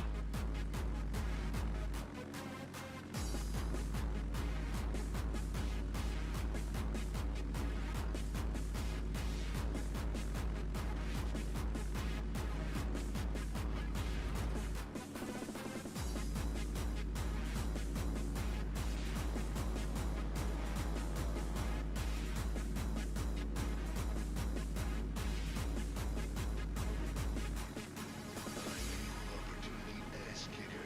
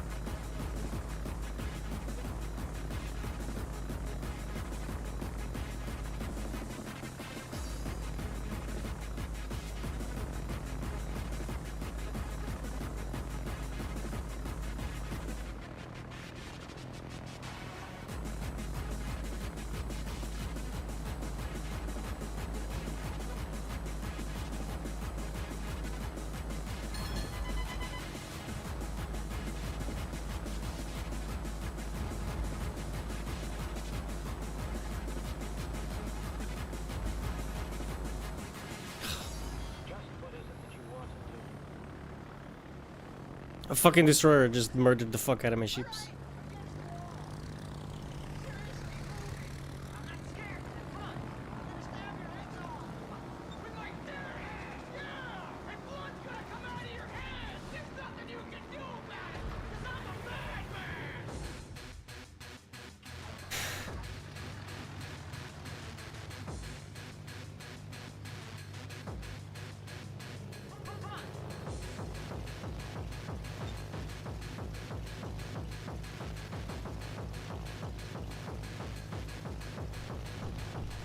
Mr. Anderson.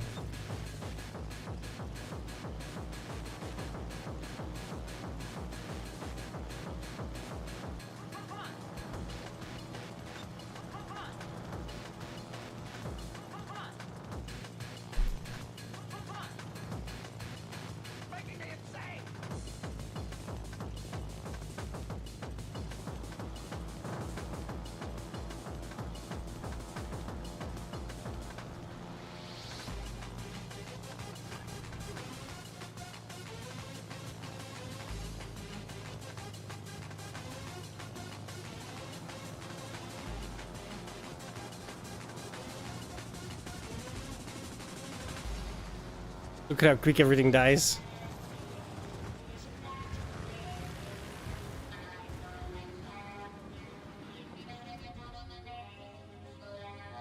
This game is so unbalanced, it's ridiculous.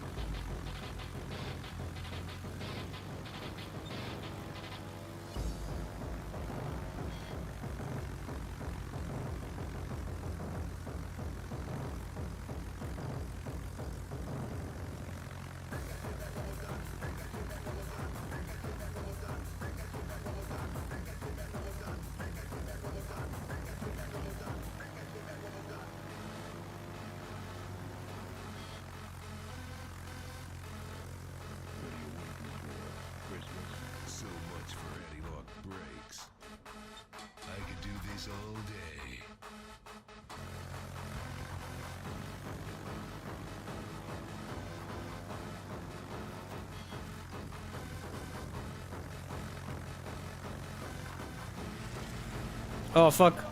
I hit my mouse on the keyboard.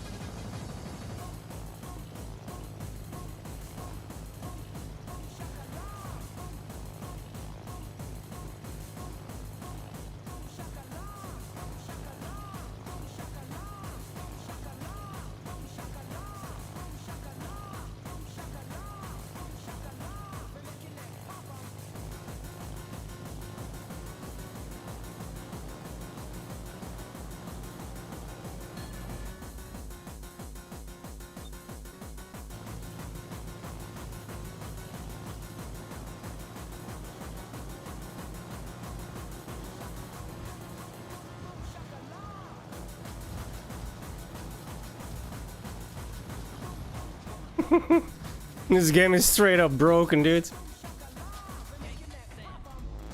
This is like the best Russians can do, aka nothing at all. They can't do anything. Completely, utterly useless.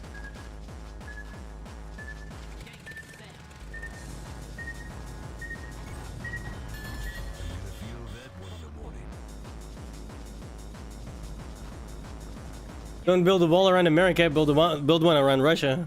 Be much more useful.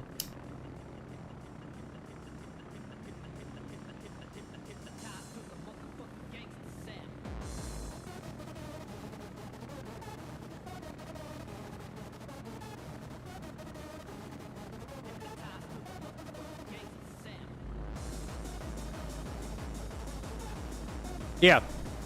Yeah. All aboard the Midtown Express to hell.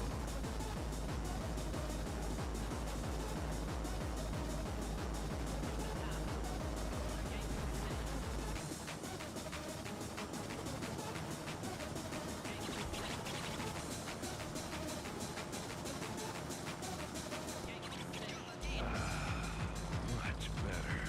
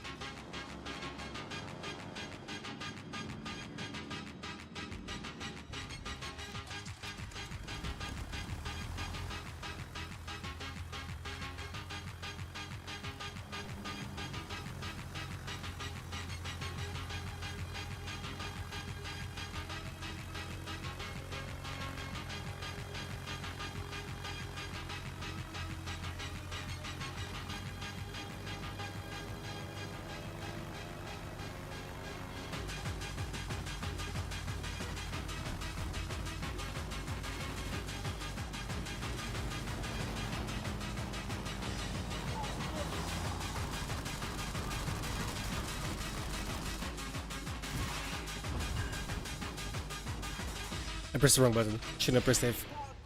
So much for analog brakes.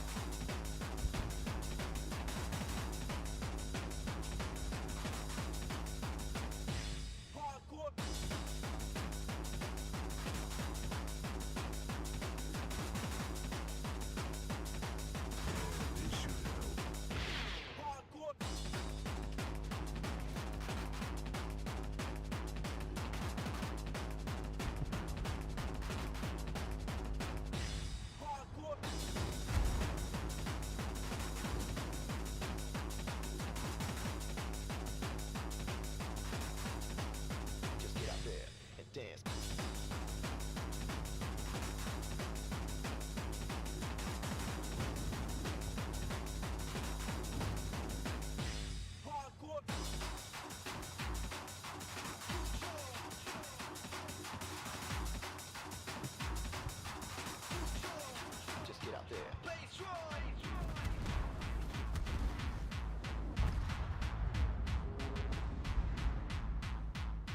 It's like the higher tier you get in this game, the worse it becomes, dude. The balance becomes worse. The players become worse.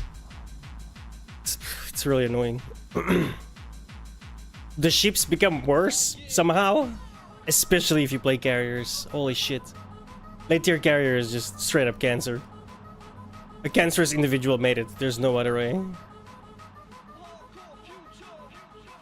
Someone that wants to spread the cancer around.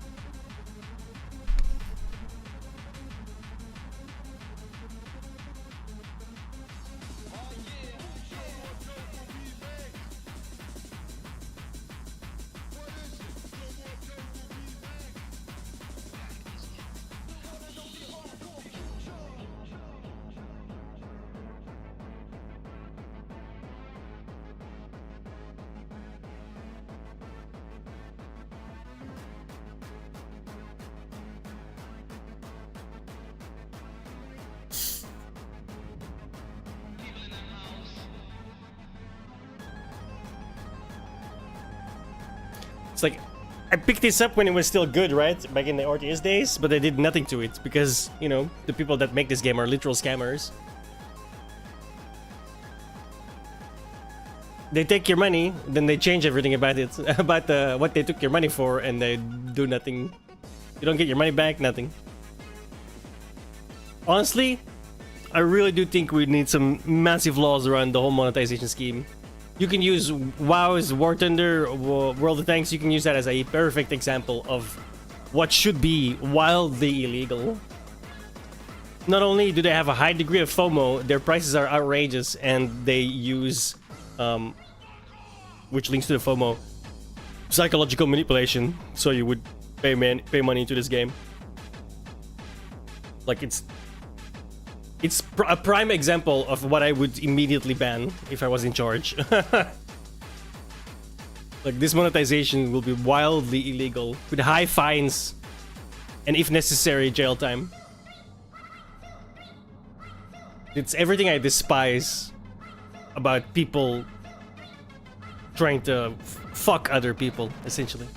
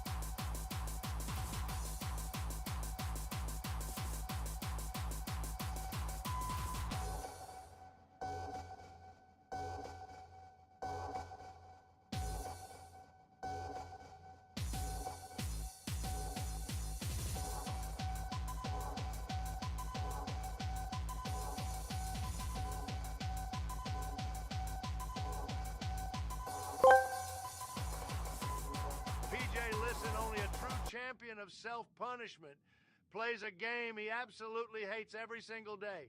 It's like watching someone eat nails for breakfast and ask for seconds. You cry, you rage, you suffer, but you log back in like it is your patriotic duty. That's dedication or insanity. Why not both? Zoidberg that shit.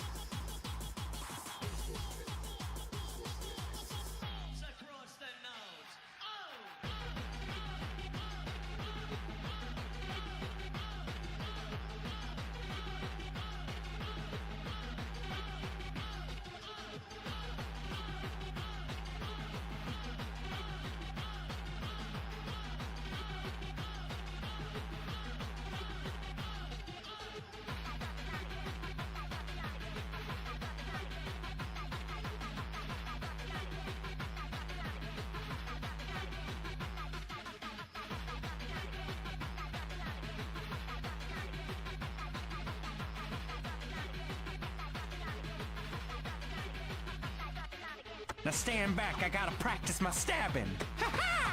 Go, please!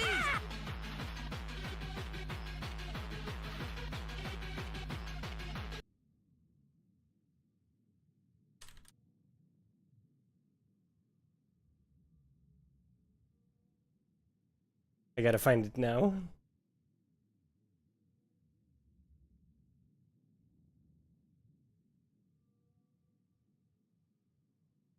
Here we go. Found it. I found that way quicker than than I should have. Rob, you ready? Ready! 3, 2, 1, cut him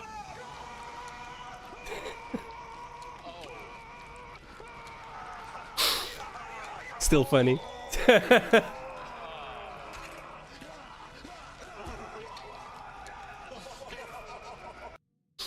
So dumb.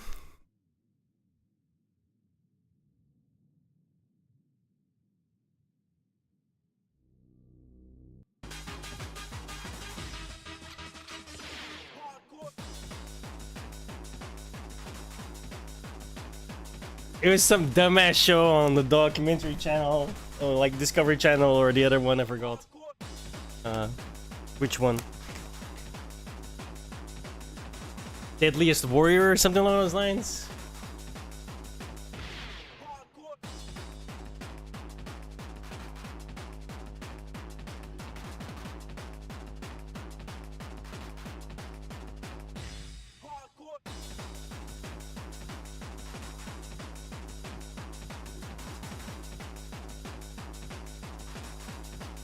Just get out there and dance.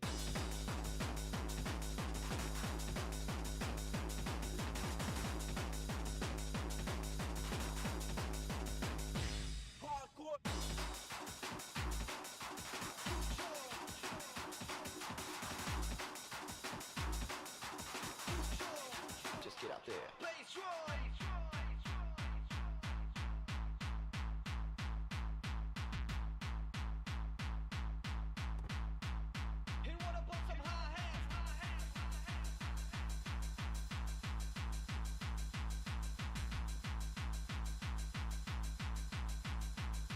Oh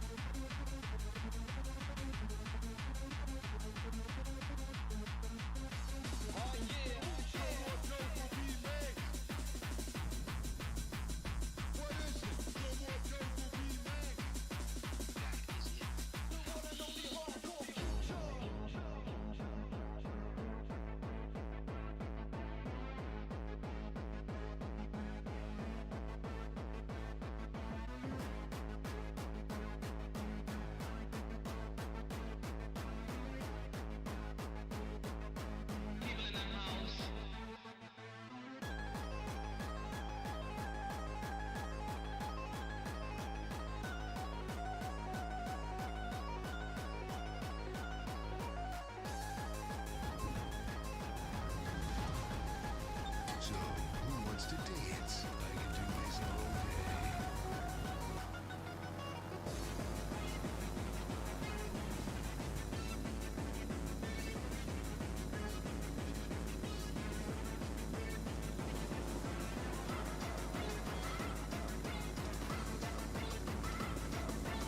Yeah, whoop, whoop, whoop, whoop, whoop, whoop. That's what I mean. Why not both?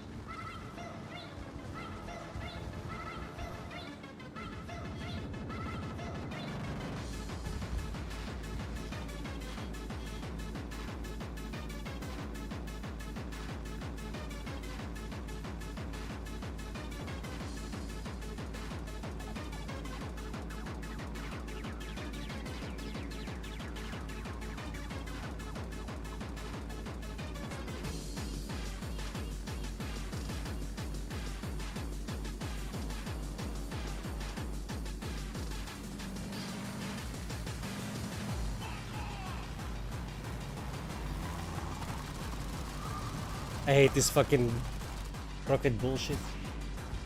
Whoever came up with it needs to be flogged, tarred and feathered, and put in a stockade.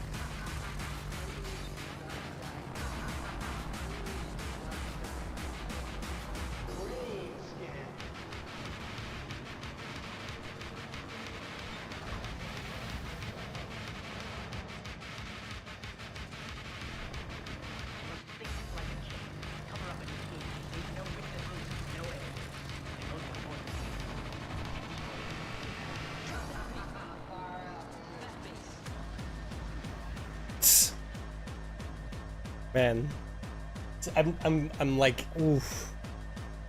The amount of garbage that this mechanic is just, holy shit.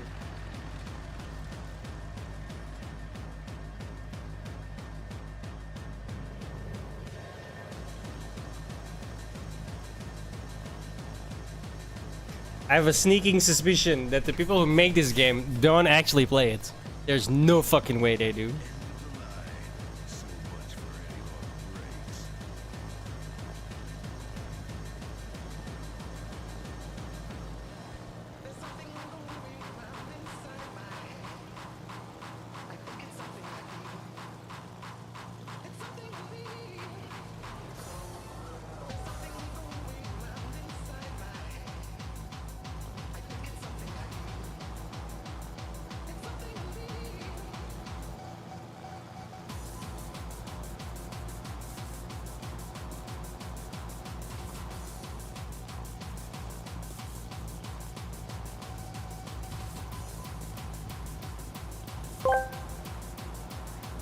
PJ, if you're gonna keep playing World of Warships like it, your full-time job, maybe it's time to get gut.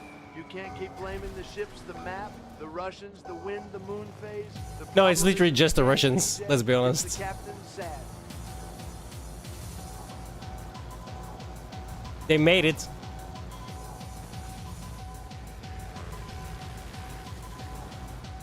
They made it like they made Chernobyl. On the surface, it looks alright, and then you start, and it just melts down and irradiates, you know, the entire continent.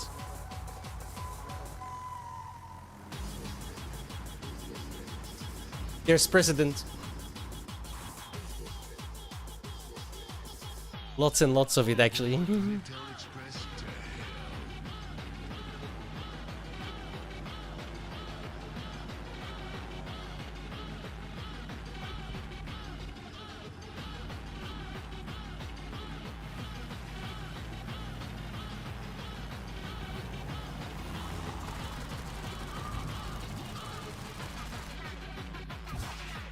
I mean, they made a submarine, it sank with all hands lost. They made another submarine, it had a nuclear meltdown.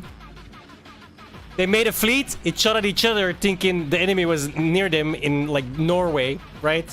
And the enemy was the Japanese. They... like... If you look up incompetence in the dictionary, there's a Russian flag right next to it.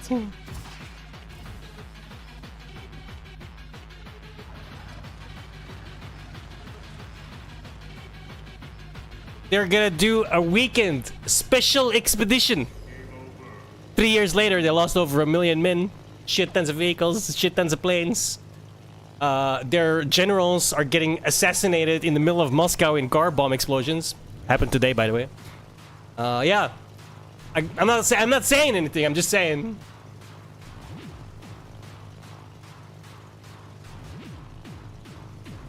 It always does seem to be a particular nation that does these things. And not even the nation, right? Just the asshole in charge. Because it's a dictatorship through and through.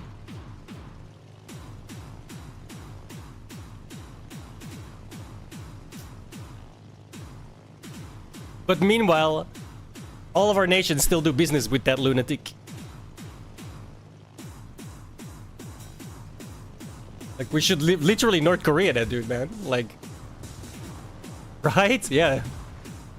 Yeah, that's the thing as well, right? It's not 1 million Moscovites that died. No, it's 1 million peasants from the boonies, right? I've never seen running water, let alone a toilet that flushes. Because, you know, the guy in charge is not really a good human.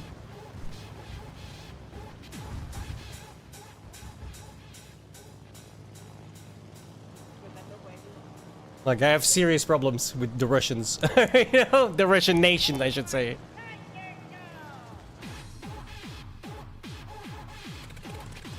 And I'm pretty sure I'm fairly justified in those feelings.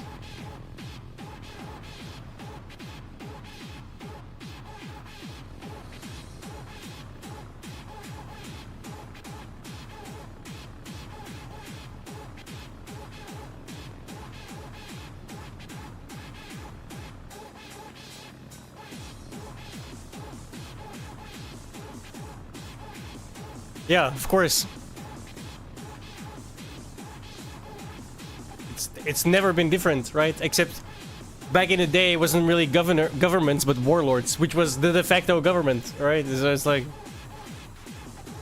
Nothing's changed. Nothing's changed at all.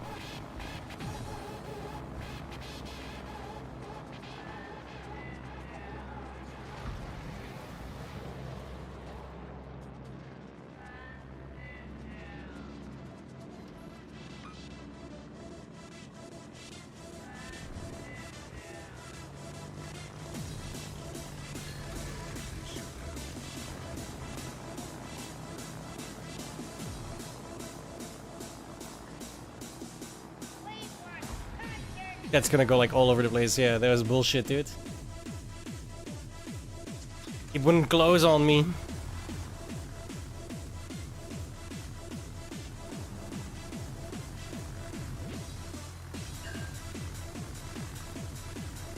Same, dude. I always think of that Chris Rock joke. Like, you could call me a coward. At the end of the war, I'll be the coward with 2 legs.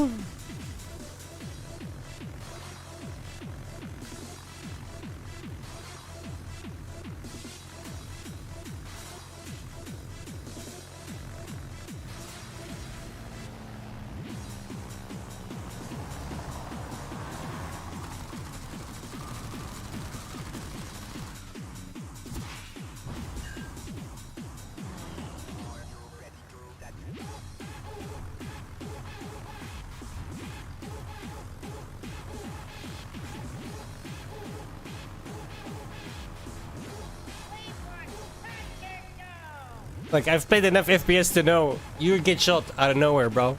Like, it's garbage. Or like I'm garbage with it, because I ain't got no skills or nothing. But yeah, you can't get any close. You can't get close to nothing, dude. Everything gets shot out of the sky, and this thing barely has any planes. So, yeah, it's pretty fucking shit. Ah, it's just Russian balance, man. They have no idea what they're doing. I can't get close to anything. Because you always get up to it as well. Like, every single time.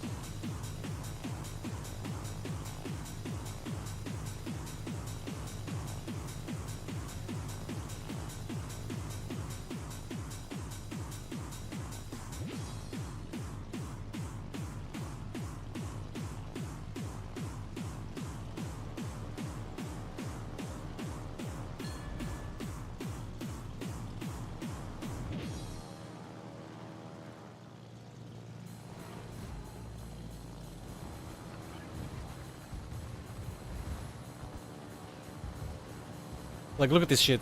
I literally couldn't get close. Not even remotely. It's one fucking chip.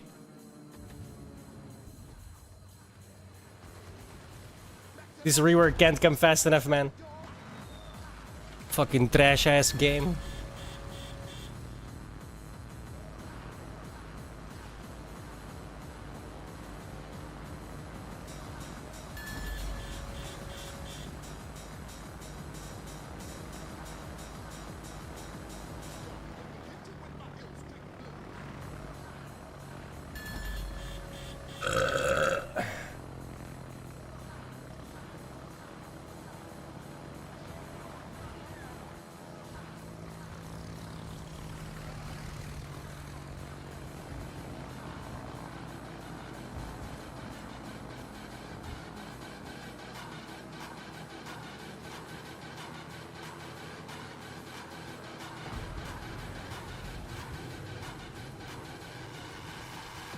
He took out every single other plane already, and these torpedoes go 35 knots, but it doesn't. You can't see, even though this guy shouldn't be going 35 knots at all because it's a fucking heavy cruiser.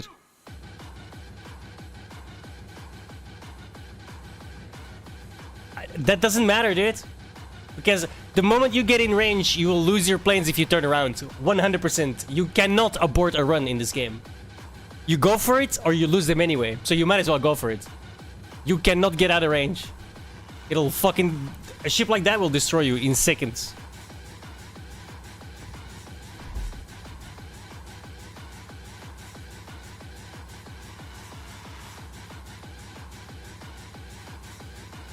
Well, if you want to download another 120 gigs, go ahead, but I don't.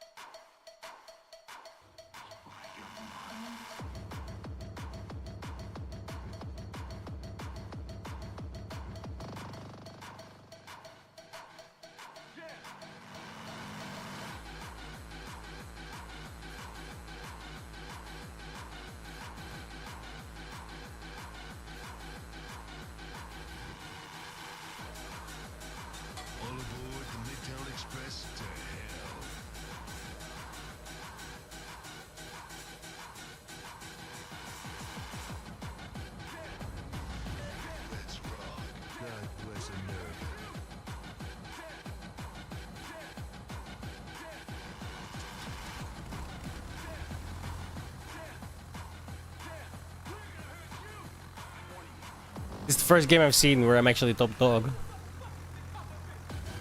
Not that it's gonna matter. I mean tier-wise.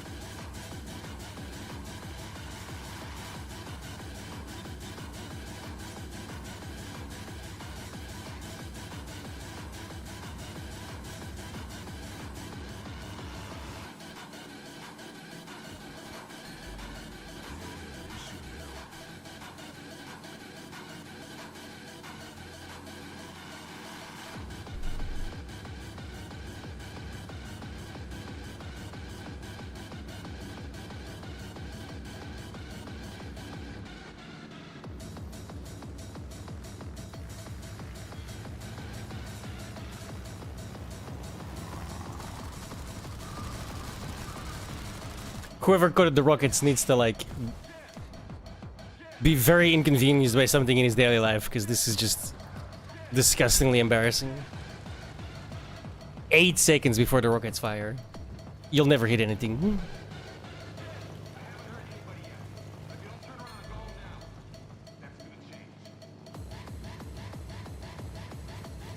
To put that in perspective, right? It takes 12 seconds for my Amagi to shoot 22 kilometers far. But it takes 8 seconds for my planes at 100-meter distance to fire rockets.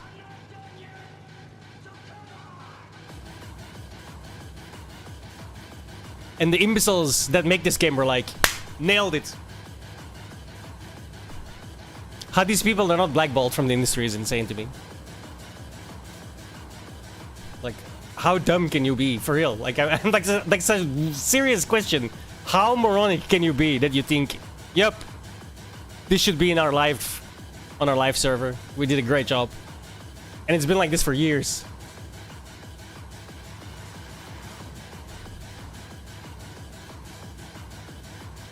And then their solution, it's not even a solution. Their solution is we're gonna make planes invulnerable when they're in recall modes. Okay, bro. Fucking Russians.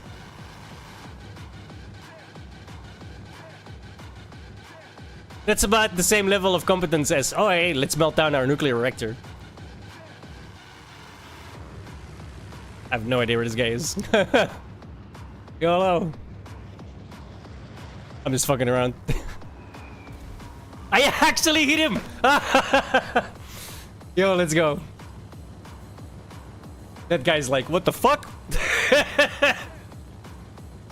What the fuck?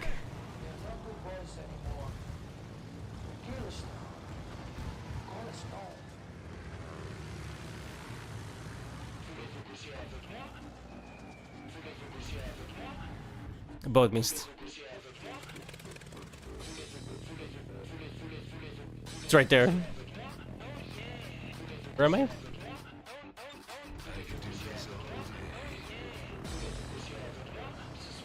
No amount of drugs will convince me that the person that goes over the carrier stuff is a real human, dude. Like, it has to be some monkey, bro, like with a typewriter. You know the whole give 1,000 monkeys 1,000 typewriters and they'll write Shakespeare? Has to be, dude. There's no other way. No sane human thinks this shit up and thinks he did a bang-up job.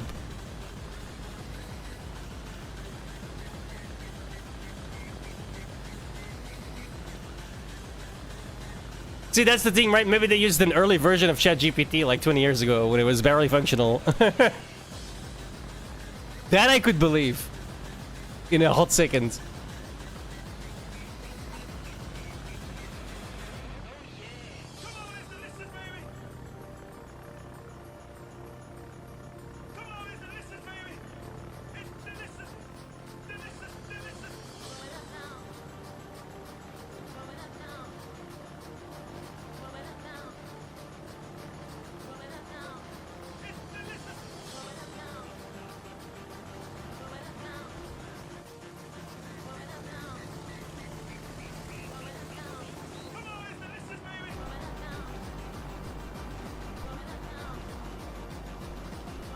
Orlevato.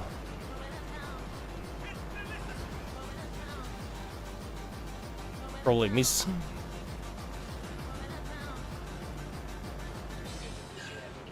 Okay, no, that was good damage.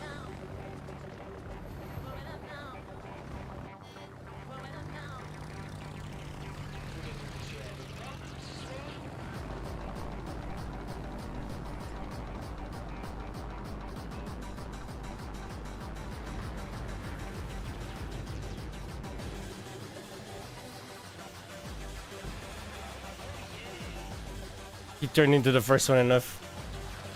He didn't arm.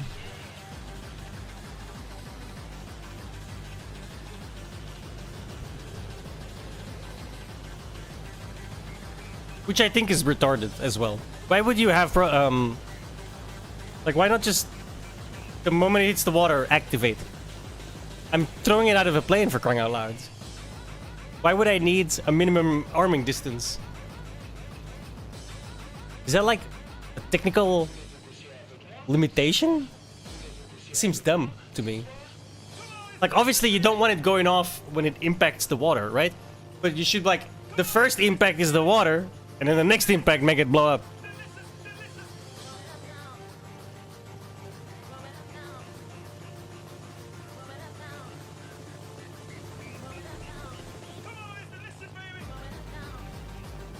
Because obviously, you know, you're dropping it out of a fucking plane. It's gonna... The impact with the water is gonna act like a detonator, or like the concussion detonator otherwise, right? So you gotta fix that one. But then why would you need arming distance after it's impacted the water?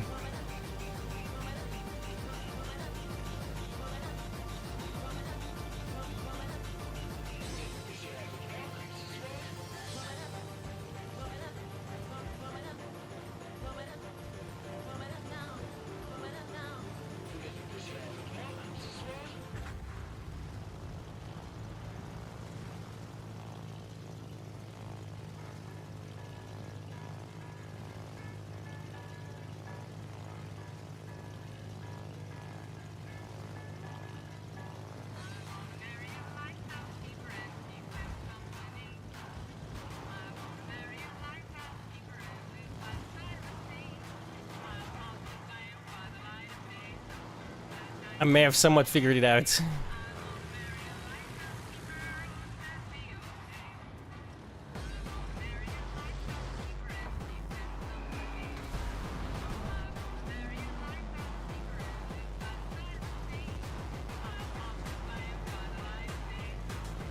See, every time you see the red tracers, that's flak. And those damage everything. If you can, like, try and, like, you know, oh, reds, you'll be alright.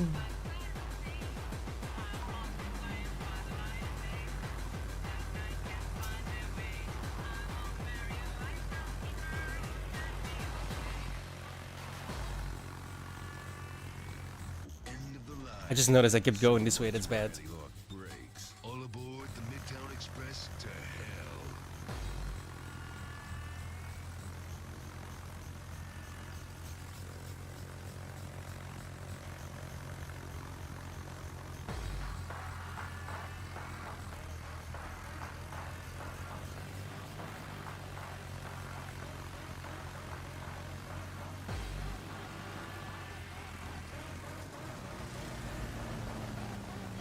Ah, motherfucking pussy shit! Oh, these rockets are so garbage, bro!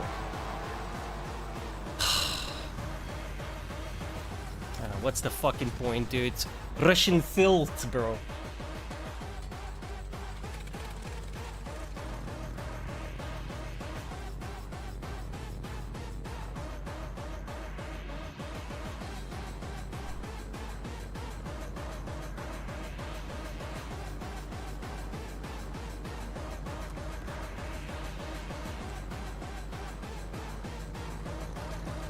Yes, sir.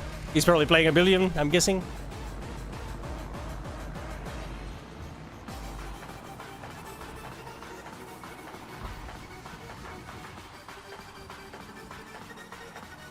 No, I was actually aiming for the guy in the back. Wait, why are... Dude, they're supposed to go 35 kilometers an hour. Or knots. That is not 35 knots, guys. Look how slow they're going. Oh my god, only one of them hits, bro. It's fucking... Oh, yeah, he's waiting for that one.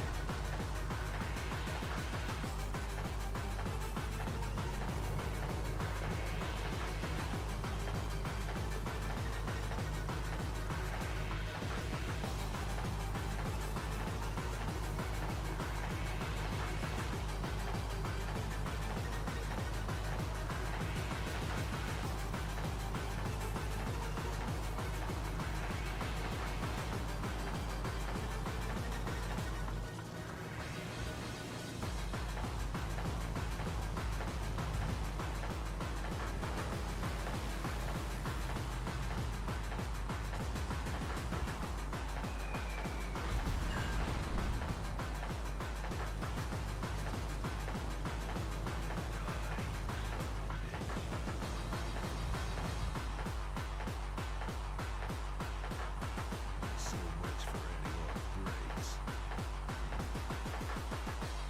I could do this all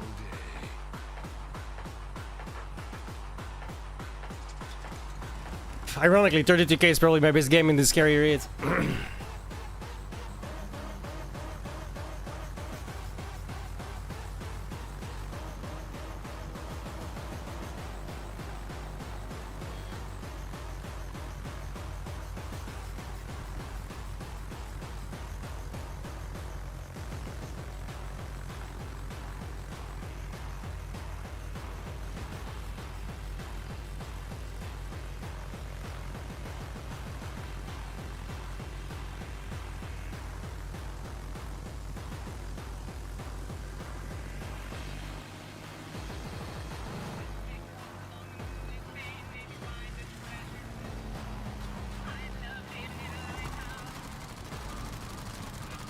Look at how giant the fucking... Look at where these rockets are going, bro. What's the point? Why even give me a marker, dude? If it's that huge. This is a bought ship as well. Back in the day, it was actually good, but...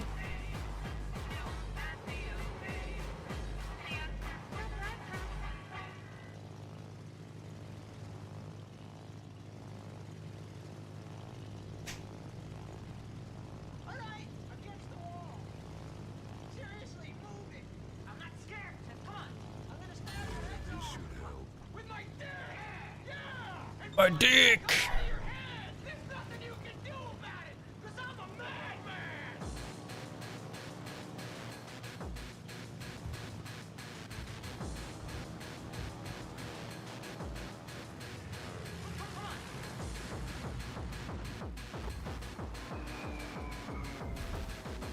Oh, they'll missed. Sad.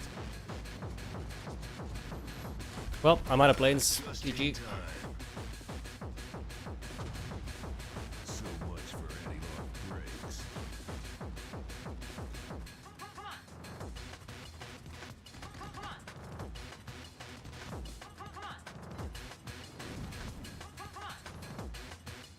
Making me insane!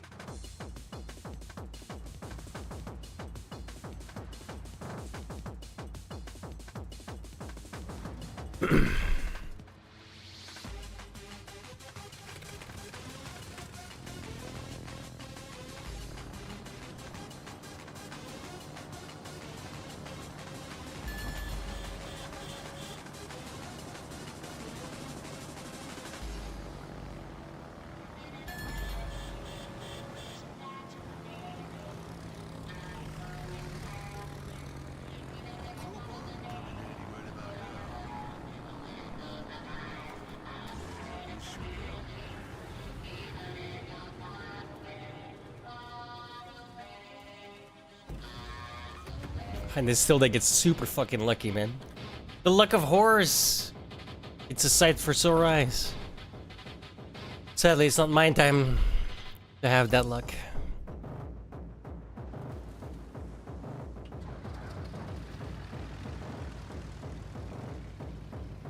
Well, maybe I can... No. I would say maybe I can survive until 50 more points arrive. but it's not looking good.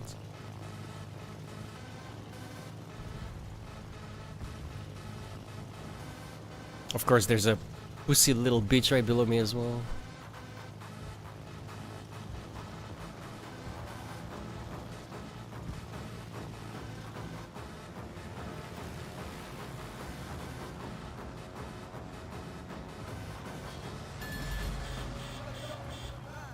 Ah, lucky whore!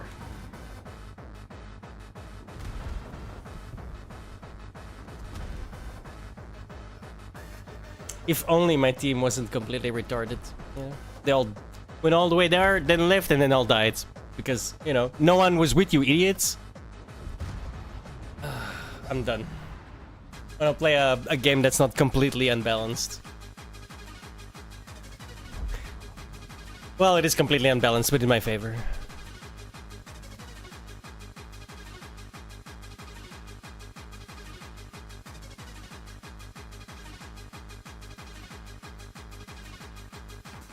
Nice going, fish. Next time, bring enough for everyone. Come on, Bonnie, let's blow this time.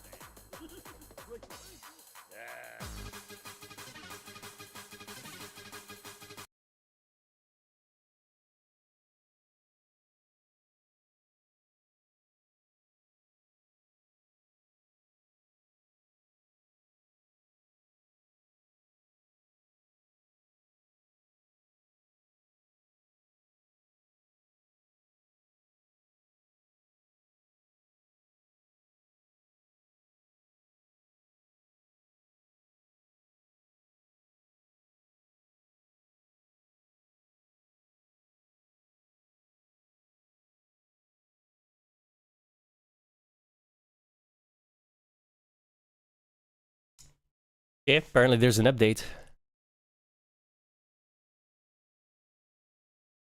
It's 2 gigabytes.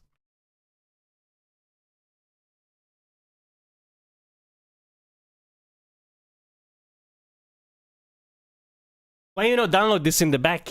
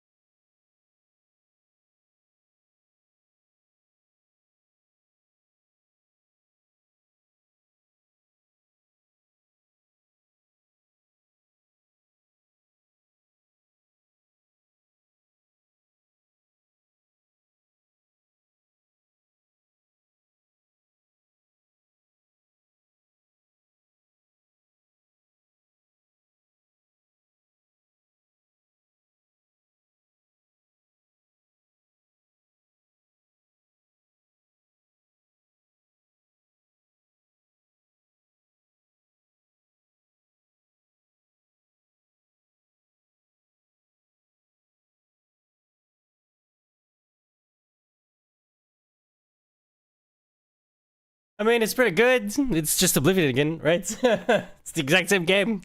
It just looks way better. Which brings me hope for the modding, because essentially the old game is still there in its entirety.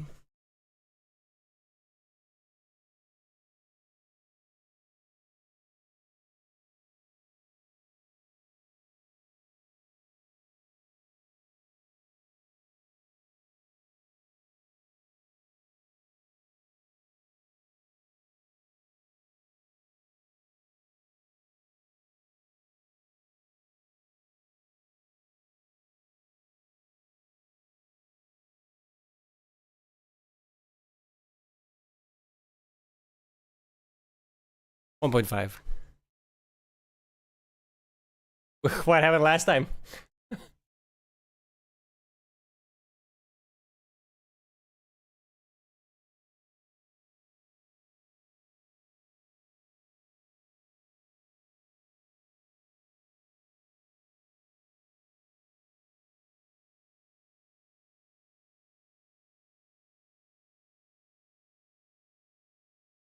Oh, yeah, always have a cure disease on you.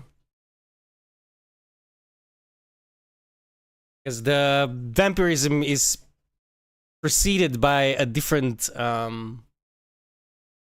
disease that you can just cure with a cure disease. This is why I made a single in my entire gameplay and on this run so far. I have made a single cure disease, and I will not use it until I see that one. Because I do not want to be a vampire. It's not really that bad. It's like a ton of bonuses. I just like to go at it during the day as well.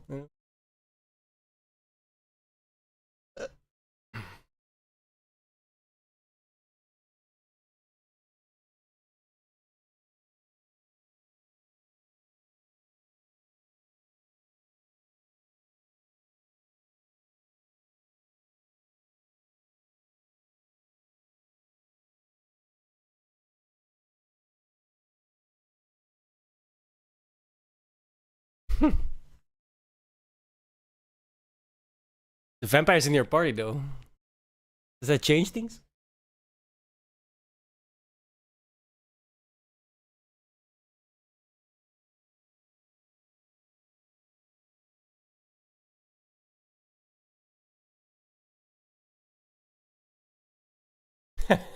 Makes it worse. LOL.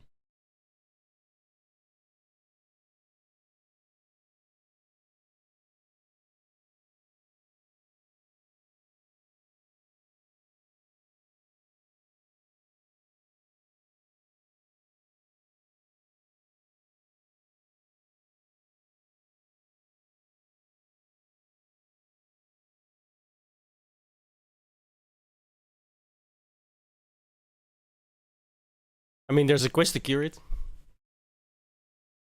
Just a bit of an annoying one. Okay, Fatal Editor. Great update, guys. Oh my god. Fantastic update.